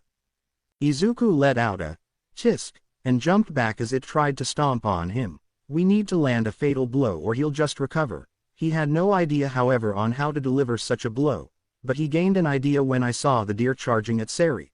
The deer woman couldn't get out of the way in time and pushed her to safety and swing, cutting though its teeth and jumping through its mouth. My lord, boss! They all cried out, seeing Izuku jump into the mouth of the beast. Seeing that it ate Izuku, it reared up in celebration and prepared to slam its hooves on the rest, but it screamed out in pain. Izuku was slashing at everything he could, cutting his way through the deer's body, and that's when he landed on a black bone and saw what he was aiming for below him, pulsating and releasing a shadowing energy. He smirked, feeling his strength coming back to him. There was no light in here, and that made Izuku all that stronger. Using his night vision, he spied all the weakest points and jumped down. He ran electricity through the blade and stuck as hard as he could and released a surge of lightning, stopping the heart, and to ensure it was enough, he started cutting up everything attached to it. The deer was about to slam its hooves onto the demons, but suddenly it stopped and collapsed to the side, and from its chest a giant hole burst open, causing all the darkness to be let out and the world returned to normal. Izuku marched out behind, dragging the heart behind him, much to everyone's elation. And they all knelt down in front of him, and it was Fenrir that spoke first. Congratulations, my lord. You have successfully conquered the deer. Izuku smiled but shook his head. Thank you. But this is only the beginning. He then looked to Wukong. Where did you get this blade? Fenrir shrugged. I suddenly felt a burning on my bicep, and there were suddenly runes there. When I touched it, this sword popped out. Izuku looked at the blade. It's so white, so pure, it feels wrong for someone like me to wield a virtuous blade like this. He shook his head, getting rid of those thoughts, and gained a look of confusion. Let me see your arm. Wukong approached and offered Izuku his arm. The demon lord started studying it but saw nothing. He did, however, sense a very familiar energy. It felt like his own, but also different. These runes, they keep popping and they feel so familiar. The energy, It's demonic in nature. What's going on? He sat in front of the giant heart and started to meditate. He wanted to store this heart much like Wukong's weapons. Each time he's seen the runes, it was only for brief moments, never long enough to be able to properly see them, so he just let his energy do the work. He let his desire to store the heart in rune form be known, and he felt his energy guide him to place his hand on the heart, and the runes spread from his body and coated the heart. He opened his eyes and saw the kanji of the runes. The heart started to shrink until nothing remained, and Izuku felt something on his chest. He looked down and saw that the rune were now on his chest over his heart. He smiled. This warrants further attention, but for now let's raid the stronghold. He now have a way to transfer for more materials. The rest nodded and followed Izuku. They looted as much as they could, and Izuku sealed all that they stole. And eventually they arrived at the final housing area. And there was female deer. She was dead, blood pooled around her, but there were 2 unconscious pitch-black baby deer. She must have died giving birth to them. Izuku sensed something about one of the calves. It had great potential. Sari, give the one on your left you blood. I'll give the one on the right mine. The 2 gave their blood to the calves, and Izuku spoke. Time for the names. The one on the left. In honor of besting Shikaku, I shall call him Shikamaru, and this one I shall call him Jinwoo. Sari and Izuku picked up the 2 deer as they transformed into babies. Now let's get back. I do believe it's time to celebrate our victory. With smiles on their faces, they went back to the base to celebrate with the rest of the troops. I hope you guys enjoyed this video, and make sure to like and subscribe to the channel. Now we will see you in the next video.